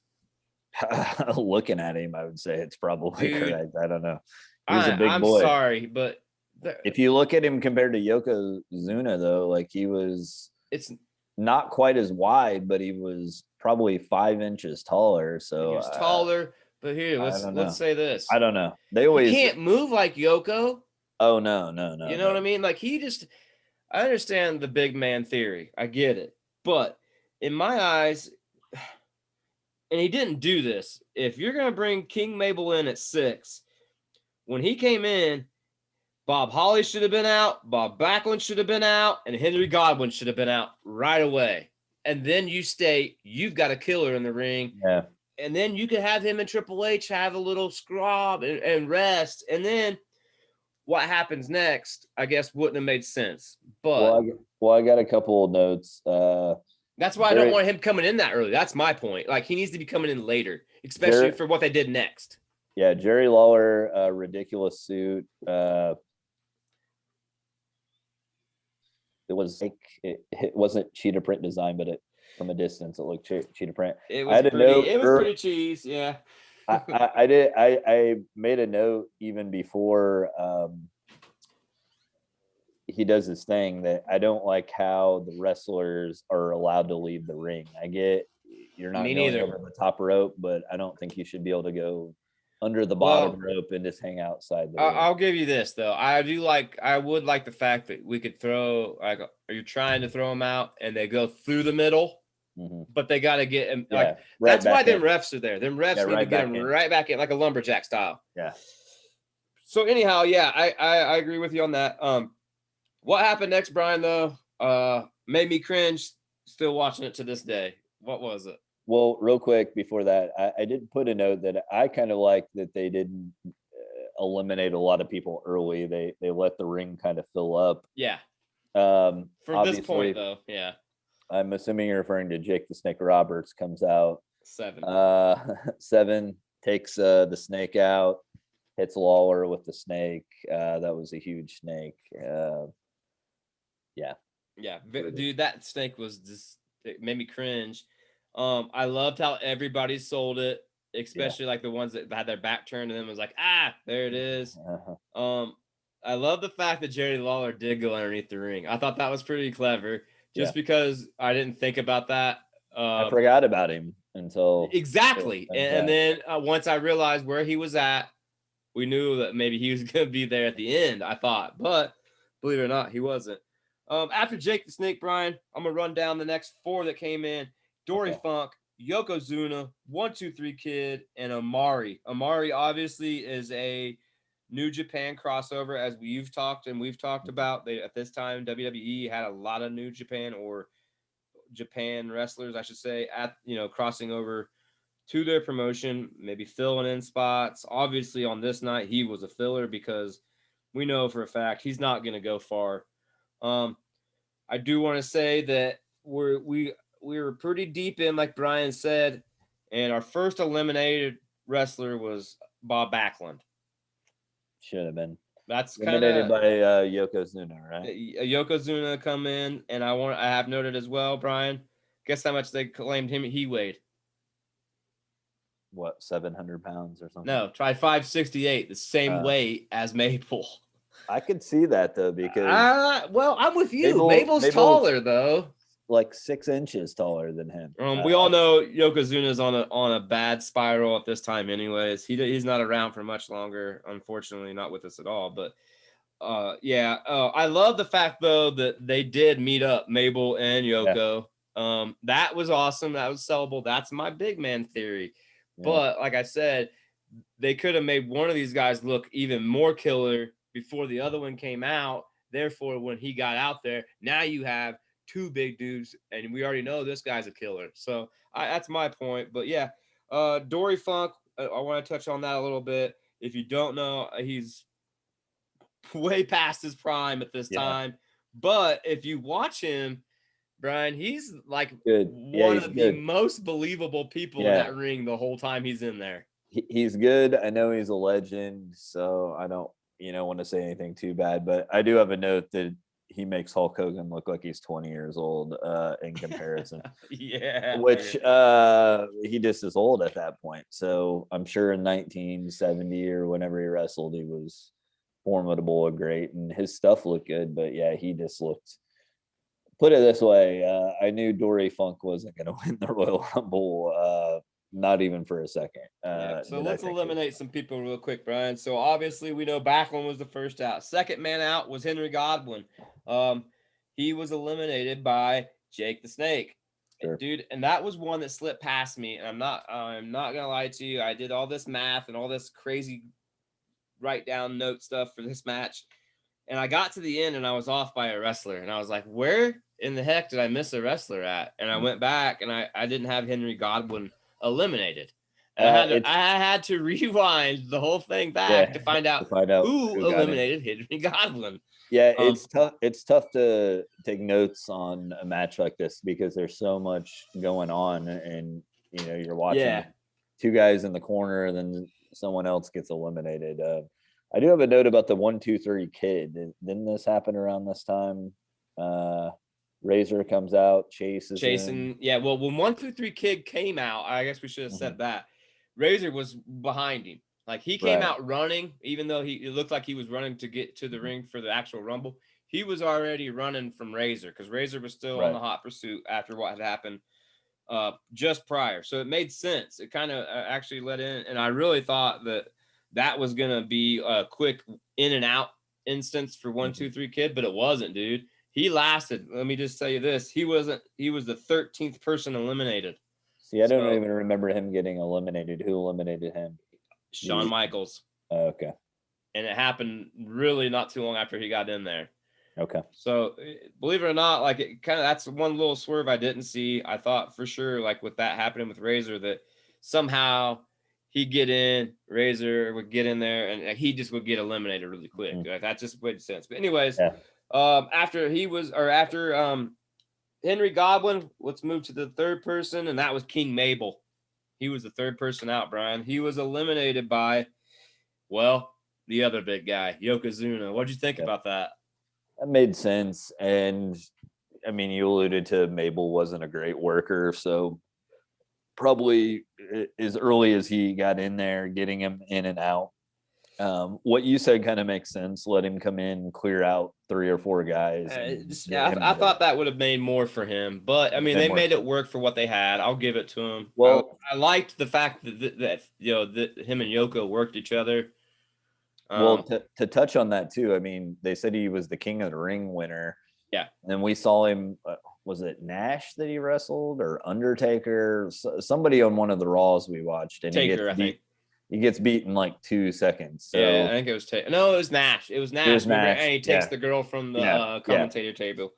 Yeah, So you're really killing his character. Exactly, and especially for somebody that's supposed to be king of the ring. Yeah, I don't know. it makes more sense. Let's knock out another person. How about Omari? He gets eliminated 4th. He's eliminated by none other than Jake the Snake. So Jake the Snake now has got 2 under his belt. He's got Henry Godwin and Omari. And he also at one point drops Yokozuna too. So Jake had a he drops him, but he doesn't eliminate him. Drops him to the ground. Actually, matter of fact, that's the only 2 people that Jake gets to eliminate in this night was Omari and Henry Godwin. After Omari gets eliminated, Dory Funk is next. He got eliminated by our next person to the ring, which was Savio Vega. Yeah. Savio Vega coming in at 12. After Savio, let's go down a couple more. We got Vader, who came to the ring with Corny. I thought that was kind of weird, just because, I mean, this is a Rumble. What's he going to help? You know, like, okay, maybe the racket, I guess. But on the other hand, like, he's not a mouthpiece. I just think he had to get out there, kind of thing, you know. Like I have a note. I was kind of disappointed when I thought Vader was gonna do what you thought. Let me bring in one more person, and then we'll talk about that. Okay. The next person after Vader, which would be 14, was Doug Gilbert, and I know I knew it. I knew you were gonna say who's Doug Gilbert. Obviously, Eddie Gilbert's brother. Yeah, Eddie Gilbert is. You know, he was a big name in NWA. Back in the 80s, a huge wrestler, had feuds with Ric Flair and everybody in those days.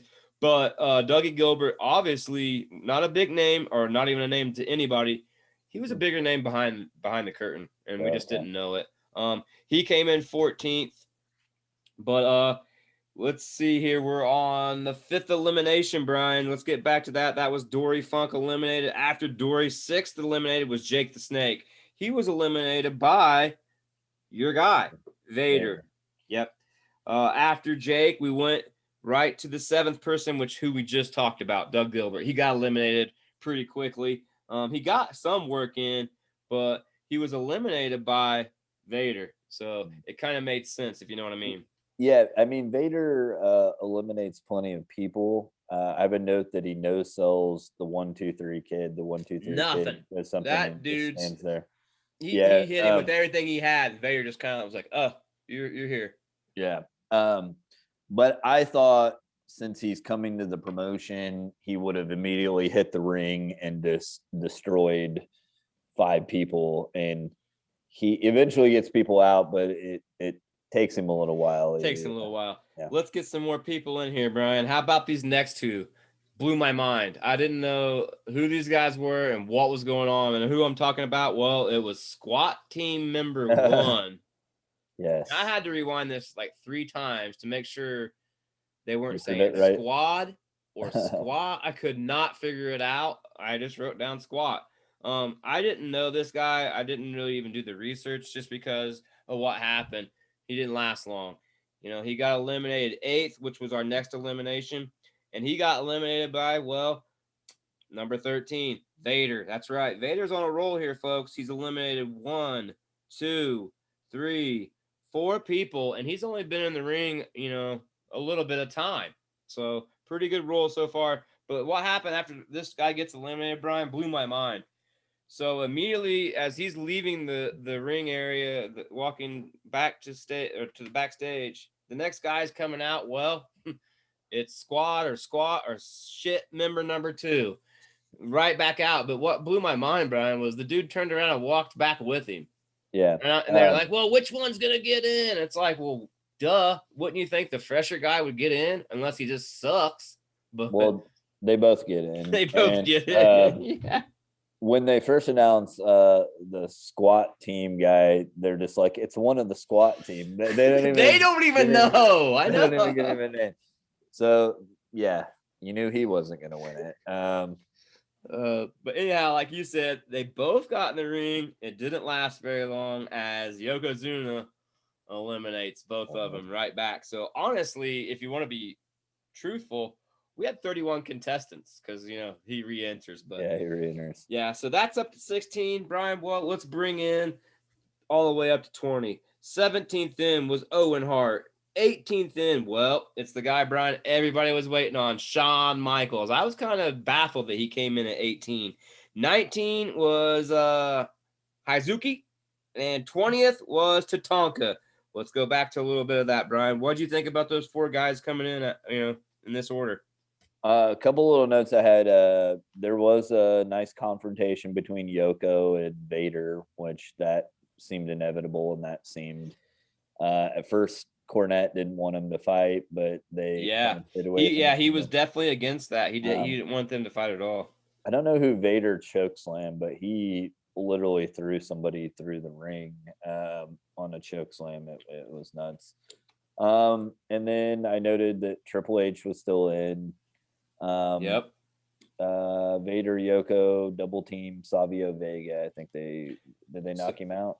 Savio Vega's our next elimination. He's 10th. Okay.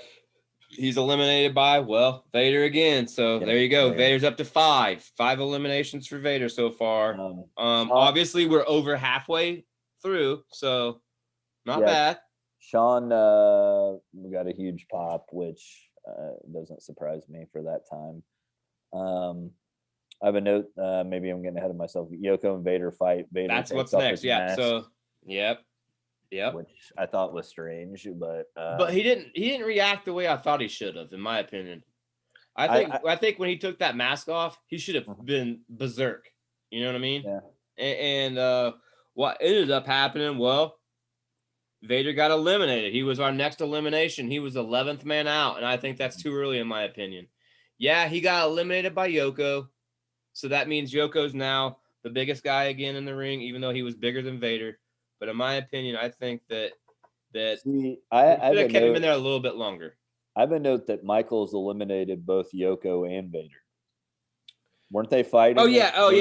I meant Shawn Michaels. My fault. I was looking at their own numbers. Yes, Michaels eliminates Vader, and then turn around and eliminates Yoko back to back, and that starts his streak. That's his first 2 eliminations. Because Yoko and Vader are fighting against the ropes, and then Michaels comes and pushes them both over, so they're basically eliminated. And then we're at 12. The next elimination's 13. Let's go ahead and do it. 1, 2, 3, kid. Yep. Who did it? Well, it was Shawn Michaels again. Bam. Now Michaels is on a roll. We were currently before this. The elimination total high was Vader at 5. Michaels now has got 3 back to back to back, and he's on a roll. Let's bring some more people in, Brian. How about 21 through 25? 21 was some mask guy. I couldn't even catch his name. I went back 3 times. I gave up. 22 was Diesel. 23, Kama, a.k.a. the good father, Papa Shango, whatever you want to call him. 23, well, my guy, Steve Austin. I was kind of pumped to see him coming.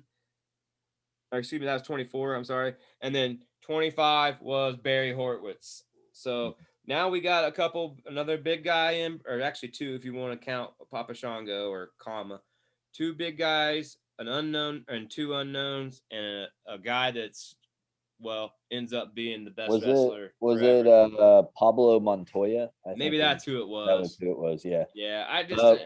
We also need to talk about how Vader came back in the ring. Oh yeah, Vader came back. He's not legal, cleans house. He throws out several people. And which is what he should have done to begin with. Let me be honest with you real quick. Let me stop you. At that point, I thought that's when that was when I was like, wait a minute, I'm missing a guy. And that's when I started going back, trying to find the Henry Godwin thing. Oh, sure. Yeah, because I was like, I didn't see him get eliminated. But go ahead. Sorry. Gorilla Monsoon comes out. Jim Cornette gets involved. Jim Cornette has some wild, like baggy, like weird yellow pants on. I noted that was pretty funny. Michaels tosses Cornette. I was gonna wait till then to talk about this. The Vader thing, I don't really know how I feel about it. Like, I feel like when you bring a guy in to that magnitude, you have to have him go on a nice winning streak to build him up. And I thought bringing him in the Royal Rumble. Now, granted, I think him getting back in the ring was a way to kind of save face for him a little bit. That's what I think. but I would have liked to seen him, not to spoil the ending, but I get why To they be did there at what the they end. did. Let's say that. Yeah, I'm with you because I think yeah. actually He should have been in the. him and Yoko, to be honest, but we knew we were doomed. When Yoko came in at 9, he's Mhm. not making it to 30. Yeah, Let's face it. But, even with Vader coming in at 13, that's doable because you're almost halfway there. I think that if they had those two guys at the end and they got eliminated how they got eliminated, Mhm. it would have been perfect. Then you could, Yeah, Vader could have yeah, sold that.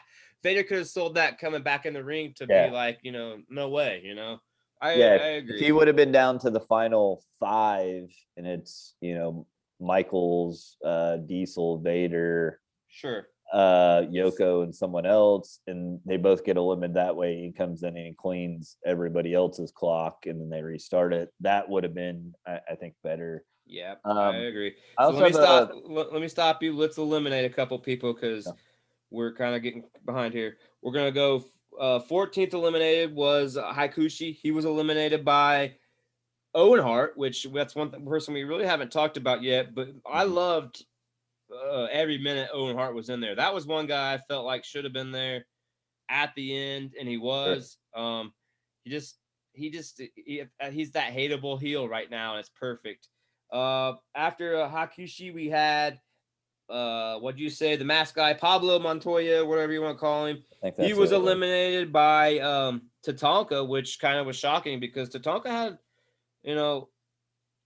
at this time he looked great. I You think thought, so? I thought but I he didn't looked think out of shape to me. But well, maybe I don't you got to know. think I'm comparing him to when he was probably when I remember him. So I'm probably thinking of like And I know this. early I know 90s. other podcasters have reviewed this one and have said what you said, that he was out of shape. I don't know. I just thought I liked his look. I guess maybe that was my thing. I just thought I liked the Indian look.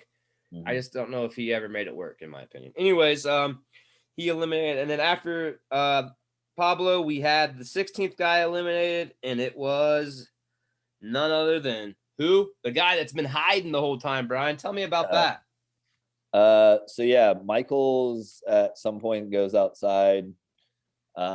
He starts digging under the ring, and I can't. Now he's I outside the ring when Vader Vader does his comes. thing. Okay, That's how we get to this point. okay. I couldn't remember how I got out there. It all runs together, but Right. and he starts digging underneath the ring, and I'm like, "What's he doing? Is he grabbing a chair or something?" And all of a sudden, you see legs, and he pulls the king out, Classic. which Yeah. I completely forgot he was under there. So All right. I'm gonna that was a ask you. good angle. Did you see when he pulled him out? Did you see what he was holding on to? What was he holding on to? The Oh, headset. was he? Was he Yeah. really? Yep. So he's Well, I listening. don't know if he was actually holding on to it, but the cables that he drug out with him, the Mhm. headset was right there. I mean, it was obvious. There was a water and a headset. So, he's underneath there waiting for his cue, obviously, Yeah. or whatnot. So he was eliminated by none other than obviously Shawn Michaels. Now, Shawn Michaels, that's up to 4, right? Yep. So now we're back up to 4 with Shawn. After Jerry the King, Tatanka, my man, we just talked about. He was the next elimination at 17. He was eliminated by Diesel. Now, we Yep. haven't touched on Diesel just yet, but he did come in the ring just a little bit ago. Yep. And Brian, I don't know how many notes you have on it, but I noted that, I didn't expect to see him and Shawn throw down, and they did. Yeah. I like the little confrontation they had. Yeah, I mean, they're both trying to win it, so I had no problem with that. I did note that, Diesel to me, and I don't want to say was out of shape when he was in WCW because the guy's probably, I don't know, 10 years, 15 years older than me and probably better shape than I am right now. But he really looked in good shape when he was Diesel. Like he looked thinner, but not like bad thin. He looked like he could. You know what He can had at move. Kevin. He when he was Kevin, Yeah, he was put on some he had a pounds. beer belly. That's what it Yeah, was. yeah, that's what it looks like actually. All right, Brian, let's get the last guys in the ring, and then we'll round right back to some more eliminations. So we're going to get the 26 through the 30 people in. Obviously, at number 26, it was Fatu, other known as Rikishi, or if you guys know him as Jay and is he Jay and Rikishi? yeah, that's I didn't know that was Jay Rikishi. and Jimmy Uso's dad. Which I don't know if you know about the Usos, Brian. They're really hot right now in this time. So he was 26th in. 27th in was Sir Isaac Yankem, other known as Kane, obviously. After him, 28 was Marty Jannetty. Why? Just Why? trying. Actually, though, to be real, he had a good moment with Michaels. Run. Yeah, he got a little hot moment. I liked it. 29, the British Bulldog, which I totally had spaced. And then once he came in, I was like, well, now I know where this is going. And then the next one. Obviously, we knew about the next one because they spoke about it at the beginning. And they had a buy-in, you want to say, match prior to the Royal Rumble. And the winner of Triple H and Duke the Dumpster Droese got the 30th spot. The other guy had to be number 1. So obviously Duke the Dumpster Droese beat Triple H in the pre-show. It was a DQ. Yeah. Therefore, that's why he was 30. And I could say this, Brian. Who is he? Exactly. Who is he? But my thing is, you had something good going. You should have figured that last spot out. It needed to be King Mabel. It needed Diesel. Vader. It needed to be anybody else but Dumpster Diver, man. Whatever. Anyways, all 30 guys are in the ring, Brian. I liked it. Other than that, as Garbage Man, Dumpster Man, I didn't even. Yeah, absolutely. So now we're at the 18th elimination, which was a guy that I felt like lasted way longer than he should, even though a lot of people give him a lot of credit, say he was a technical guru wrestler, and then a lot of other people don't like the guy because he was an ass in the back. That's what they say. But Bob Holly was eliminated 18th. He was eliminated by none other than Stone Cold. Well, at this time, the ringmaster, Steve Austin, which I noted too, Brian, this was another guy that came to the ring with his manager. I mean, I get that. I don't know. Now that I keep thinking more about it as we're talking here, maybe they could have helped a little bit by, like, pulling the bridge down so they come over the rope or something like that. Austin looks really, really good, though, like his wrestling does at this time period. He's super athletic. What you think about his weight?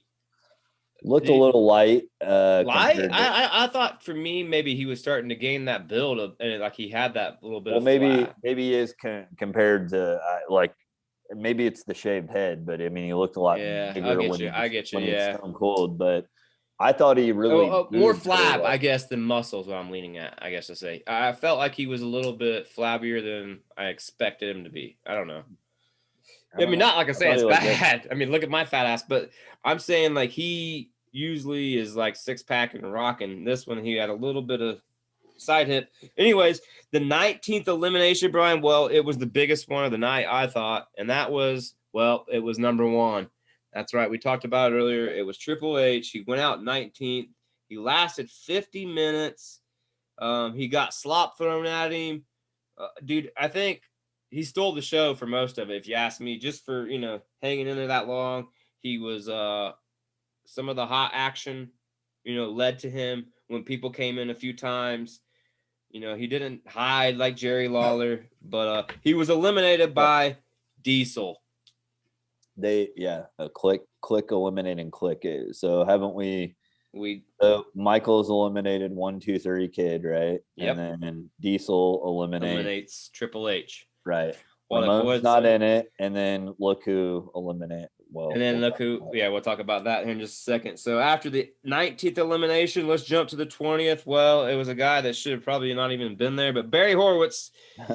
No discredit to him. He's a great wrestler and all, but I mean, I don't know. When you think of the Rumble, you should think of bigger names than Barry Horowitz, but they did have a storyline for him, and we'll be talking about him on Raw coming up. But he was eliminated by Owen Hart, and he was the 20th elimination.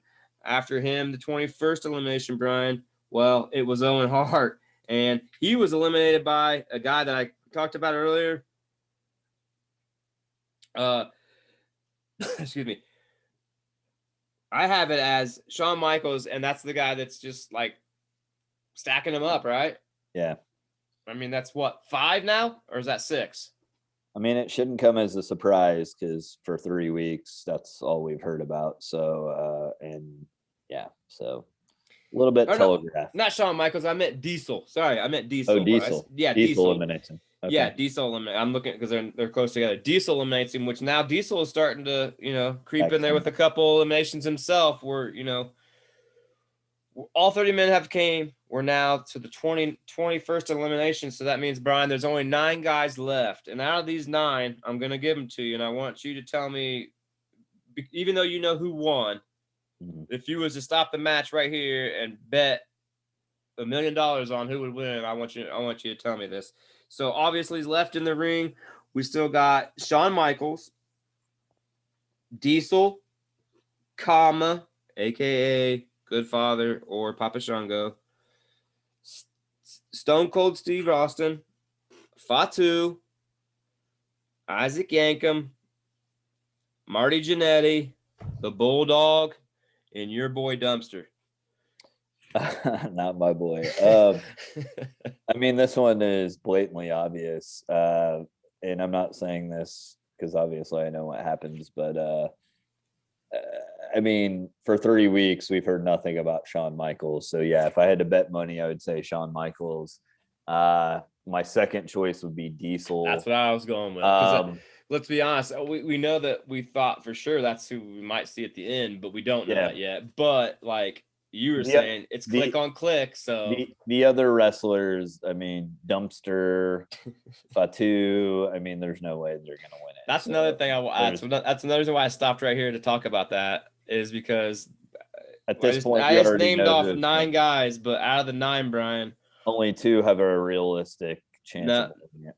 Well, I'm going to get Bulldog. Or Stone Cold, but we know he gets eliminated real soon. But really, yeah, that's what made me mad, was because I was like, man, why am I looking at you already know, yeah. At Fatu, Marty Jannetty, Kama. I mean, it was a bad last setting, in my opinion. I mean, that's just me. Obviously, we're at 22nd elimination, and that was Marty Jannetty. Marty Jannetty got eliminated by the British Bulldog, which I thought was cool because Kim coming in so late, he didn't have much to work with. So he kind of needed to get in, some spots before, obviously, his elimination comes up here in just a few minutes. After Marty Jannetty, the 23rd man was, Steve Austin. He was eliminated by Fatu, which shocked me because I didn't see that coming. Strange. Yeah.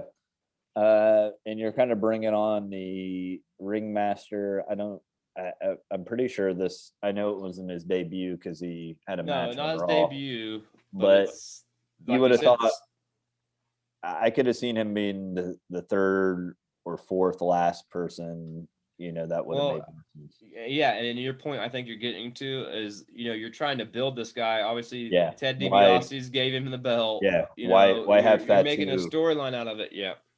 Eliminating that doesn't make sense. Well, my point too is, why is Dumpster still in and he's yeah. People like that. Kama, why is Kama still? I mean, Kama was one of the last guys. Yeah. And I know he's a big guy, and I know he's part of the BSK crew, but it just didn't make sense to me. Let's get these guys out of here so we can get on to this main event and close this thing down.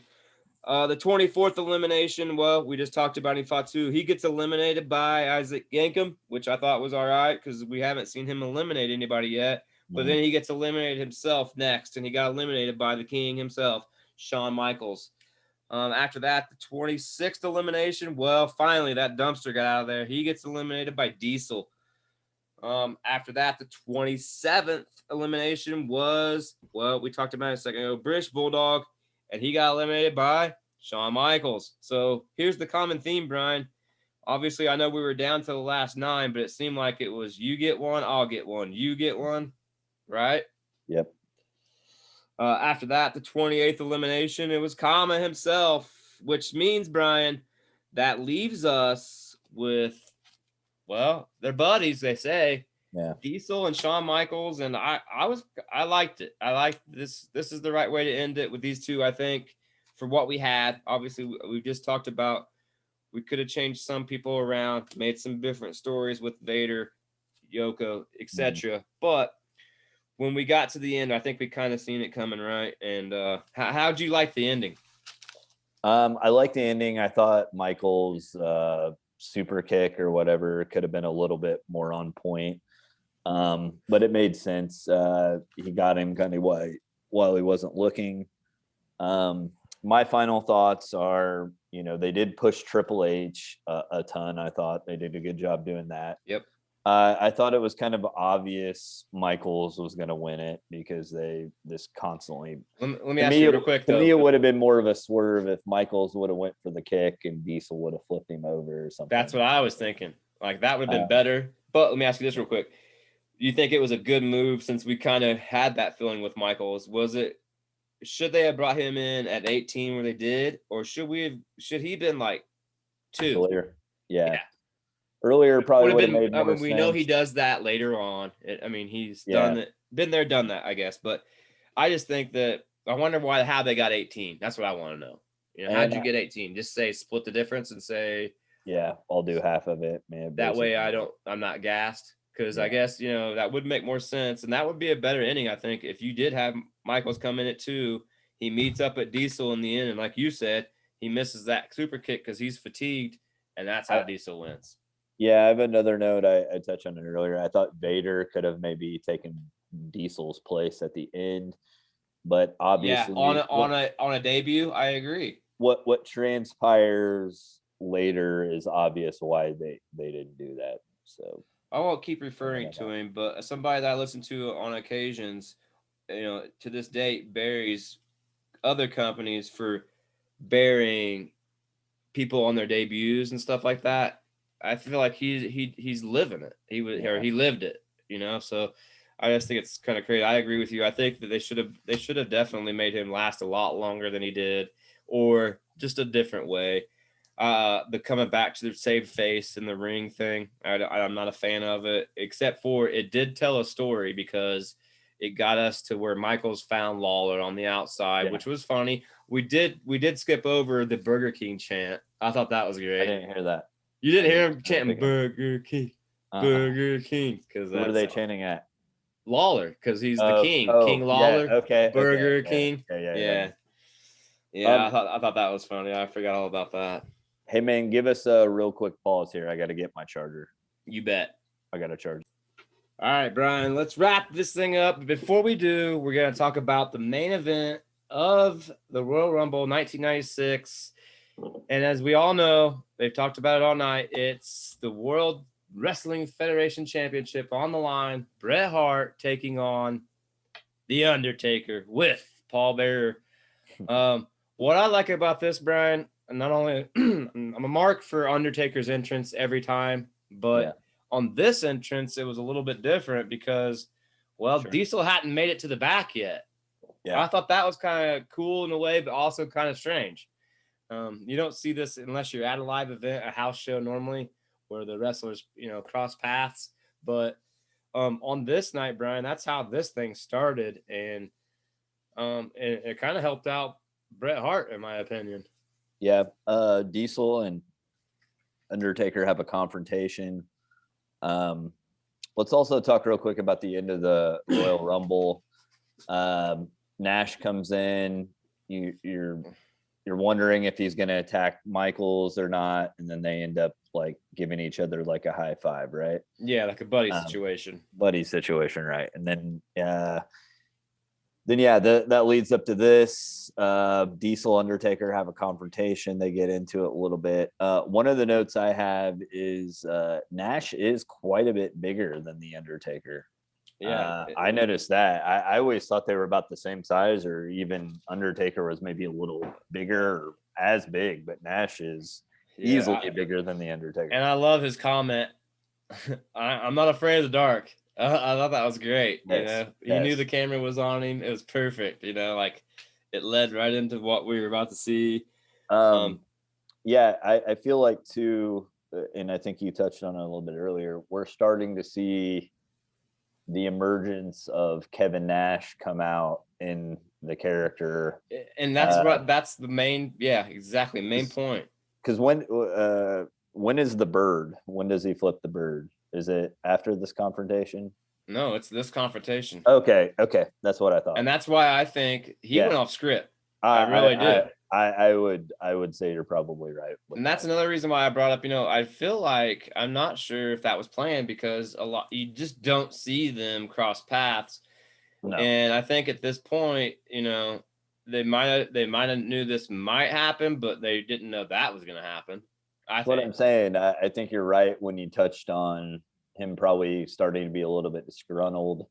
And like I said, I feel like, and I haven't seen him as Diesel much. I've seen him a lot more as Kevin Nash. But even in the last couple weeks, we haven't seen him a ton.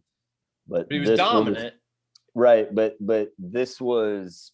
I'm just talking about like his interviews and stuff like that. Yeah, he's not been on TV. I get what you're saying. The last couple interviews, at least that I've seen, I feel like there's a little more Nash coming out than the heelish, because he is a face, so like he's not technically supposed to be bad, but I get what you're saying. Well, and there's one at the end where I think you get a lot more. He sounds a lot more like Kevin Nash to me than he did Diesel when I first saw the promos of him. So obviously this happens, and then next we finally get Bret Hart coming to the ring. The crowd goes nuts, in my opinion. I think he got the loudest pop of the night, but let's not discredit Undertaker, dude. He got a pop too, and I think this is the era, really, Brian, in my opinion, where the fans changed a little bit on the more face heel stuff. Like they chanted a lot more starting from here on out because of the Undertaker, I think. Because he's a bad guy, or he has to be a bad guy because he's from the dark side or whatnot.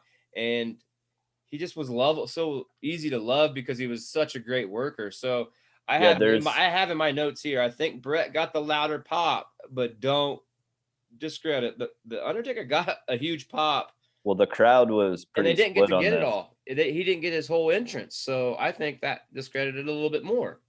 Yeah, the crowd was pretty split on this. There's even at one point where Bret's in control and the crowd cheers "Rest in peace." Yep. And there's boos and cheers for both of them. So yeah, I would agree. But isn't this match set up two baby faces? So that's exactly what I have. Makes sense. And here's another thing. I wasn't sure. I watched it twice.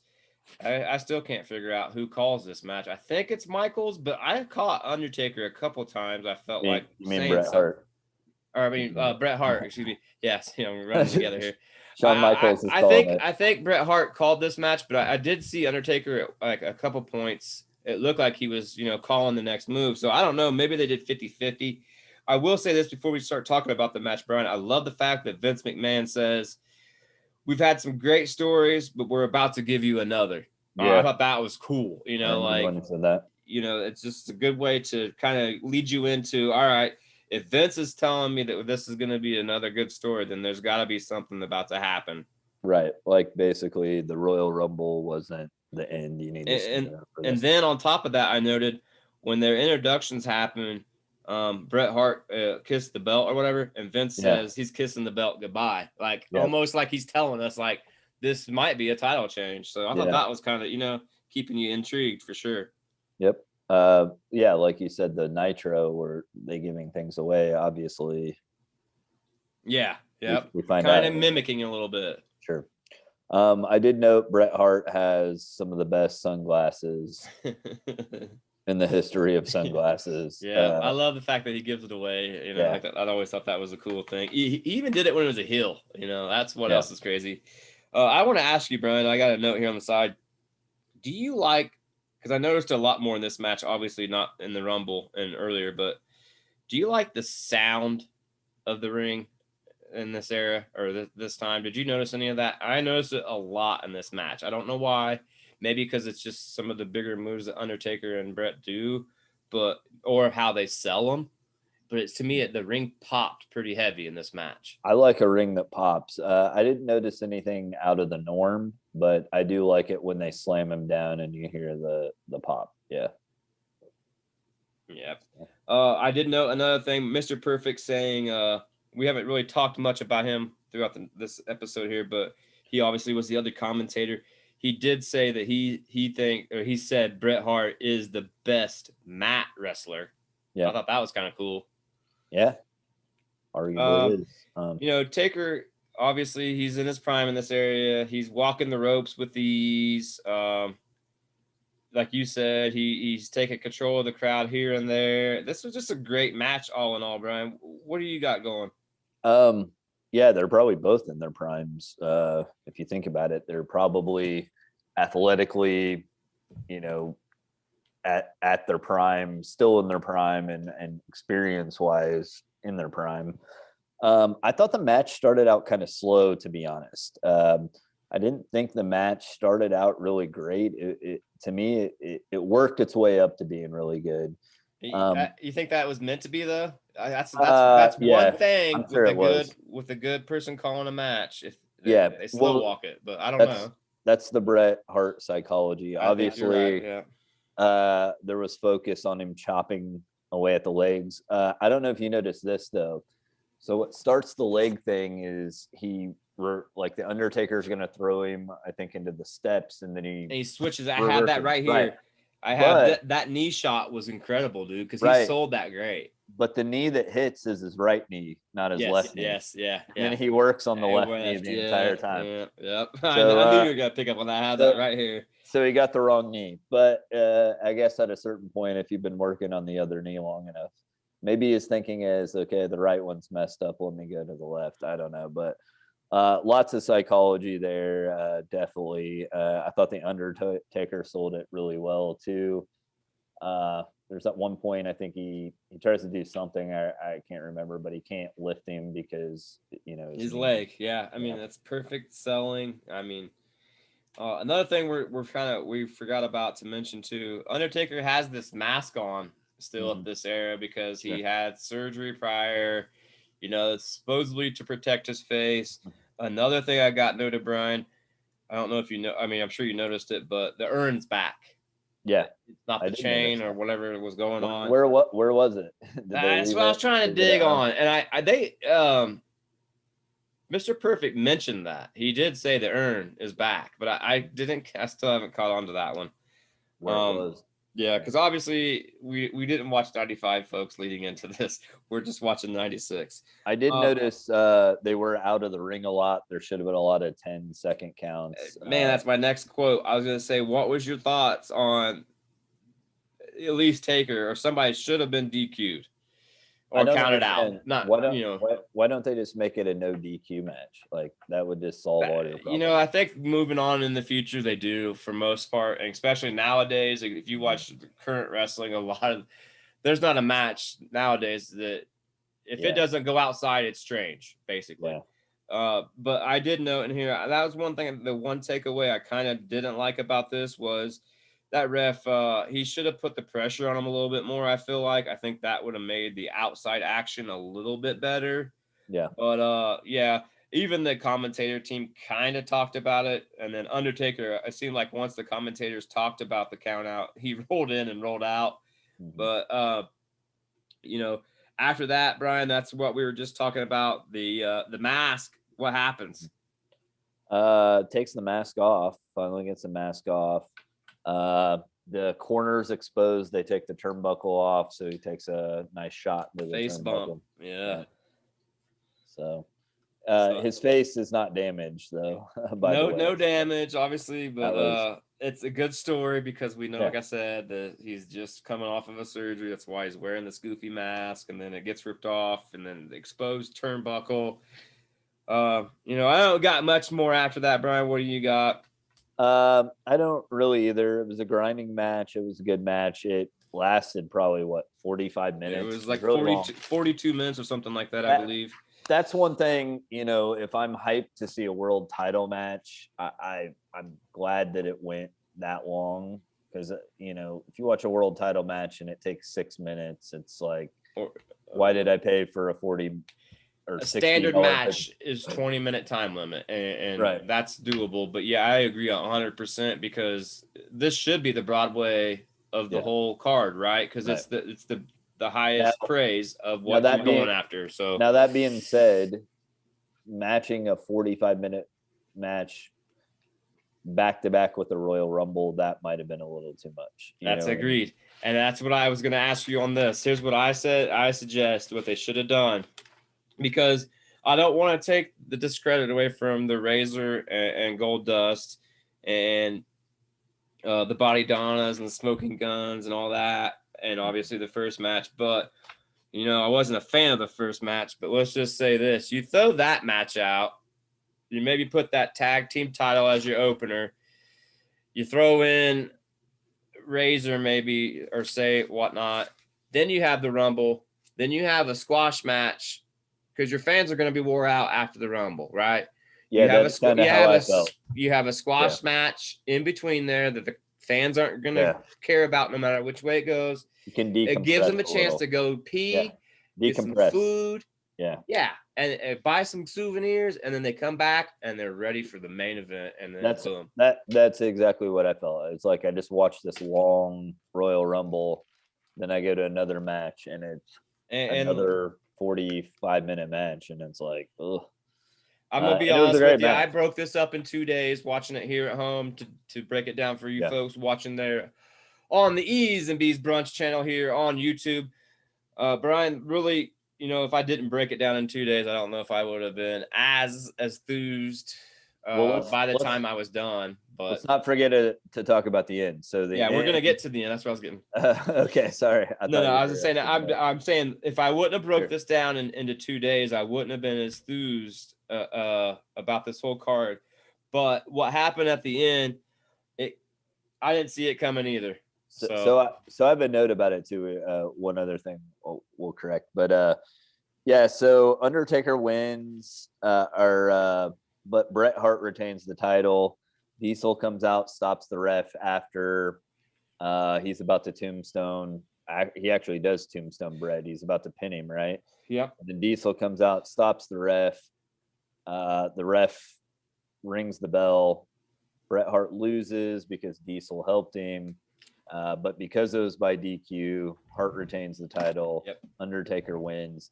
That's when Diesel does the middle finger. That's the middle finger you were talking about. Finger. Yeah. And I have my last note I have on the very last line of my page here, Bryan. I really think the crowd was pissed. I really do.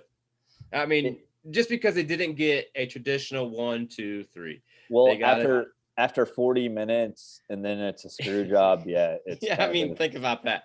I've just had to sit through a long Rumble and then a 42-minute Broadway, and you're giving me a DQ and telling me good night. I mean, I'd be pissed too. Yep. But obviously, Bryan, that ended this night, or ended that final match there. Sure. But it set up several storylines, which we'll talk about here shortly in the future. Make sure you folks stay with us. We'll be coming to you once a week doing the same thing. But before we end this thing out, Bryan, what's your final thoughts on 1996 Royal Rumble? Well, real quick, after the Royal Rumble, they had the Royal Rumble Plus, and they announced that In Your House is going to be Hart versus Diesel. And then they do a bunch of interviews, and one of them is Michaels, and he talks about the Click. The winner of Hart versus Diesel is going to take on Shawn. Undertaker threatens Diesel. And then Gorilla Monsoon announces that he's going to prevent interference, so the same thing doesn't happen. So it's going to be Diesel, Hart, In Your House, but it's going to be a cage match. Diesel gives an interview, and he's laughing. You can tell there's somebody off camera doing something, and he's kind of behind laughing. him, or something. Yeah. Shawn Michaels, maybe. I don't know, but I think so. But there's something going on. Or Razor. It's one of them. And then they squeeze in a quick Cornette Vader promo, which I felt like that kind of summed up Vader's appearance here. It was like, we're not going to really give him anything, but we're just gonna like squeeze him in. I don't know. Well, it's like this. I think you said it best earlier when he tried to redeem himself and save face and came back into the ring. Yeah, it's the same type of thing. I don't think that went the way they wanted it to go, whether it was the WWE writers or Cornette and Vader. I think all that was a little jobbled up. It didn't go exactly to plan. I think it was. And we I think don't really have this is another bailout, is what this Yeah, is. bailout. This is we're still trying to push Vader is a killer, but yet we messed up there, and we need to keep right. the gas on the pedal, because if you're gonna get Vader over, you gotta make sure that he's a beast and he's not getting, Yeah, they're basically trying to keep pushing him without him done anything really in the Royal Rumble. Overall, I thought the Rumble was good. I like the structure of that match. I think it's always nice when you hear him counting down and you're like, who's it going to be? The mystery of it. Yep. That's my favorite part. The ending I thought could have been executed a little better, but I thought what happened was fine. I thought the kick was off a little bit. If that would have been a little more crisp and smoother, I think it would have been better. Yeah. We already talked about a normal pay-per-view, the Undertaker Bret Hart match, I think would have come off a lot better for me. But after a huge long Royal Rumble, to have another huge long match, to me, I thought was this too much. I didn't have the problem with the undercard matches. I thought the Ahmed Johnson, Double J match, I didn't have a problem with that as an opener. The Smoking Guns, Body Donnas, even though there was some good teamwork, just the Body Donnas to me were never a threat. I thought they were kind of a joke tag team. So I didn't really overly love that match. The Diesel Goldust match, I kind of said it when we reviewed it. To me, they're two great wrestlers. I wish they would have, at least done theatrics at the beginning, theatrics at the end, and had a solid wrestling match. But I felt like the whole match was kind of ruined by constant theatrics. Overall, I would say it was a pretty good pay-per-view. I probably would have been horribly upset if I bought it. The Rumble itself and the last match were really good. So I think you definitely would have got your money's worth as far as content. This is a little different for me too, because as we talked, the WWF really hasn't given us anything on TV. So this was like the first dose of like, you actually get to see real matches with real competitors. They're not jumping in halfway through the match. We're getting the storylines are being told a little bit more than right. We're not watching a replay from 4 weeks ago. We're not watching a jobber getting beat in 35 seconds. Right. So, which is all fine when it comes to a regular show, if you work it in right, in my opinion. Yeah. But every once in a while, or if you're building up a beast or something, or like we talked, on their other syndicate shows on Saturdays or what other, that's fine. But when you're in this war that we're talking right here on the Eeez and Beez Brunch, the Monday Night Wars, 1996, and like we've been talking, Brian, obviously in the bacon ratings, we know that Nitro is holding their own. You've got to maintain ground, and with that being said, Brian, I don't know about you, buddy, but it's about that time to wrap this up. Yeah, it's late. I know that we'll be coming back to you guys next week, like I said, with week 4 of Monday Night Raw, and we're gonna have WCW Clash of Champions to match up to talk about next week. So stay tuned. Hey, I want to give a shout out to Brian, man. I appreciate you coming on with me again. This has been a blast. I love doing this every week. I hope you guys are enjoying it. I know it's kind of boring just to listen to two dudes talk, but we really enjoy it. We'd love to hear you guys' feedback. So make sure you guys give us some feedback. Like, share, subscribe, follow all the links. Hey, we're going to have some merch coming, Brian, so stay tuned to that. Also, I want to say this. If you're out there, Jeff and Zach, get at me. We'd love to have you guys on here with us to put us in our place.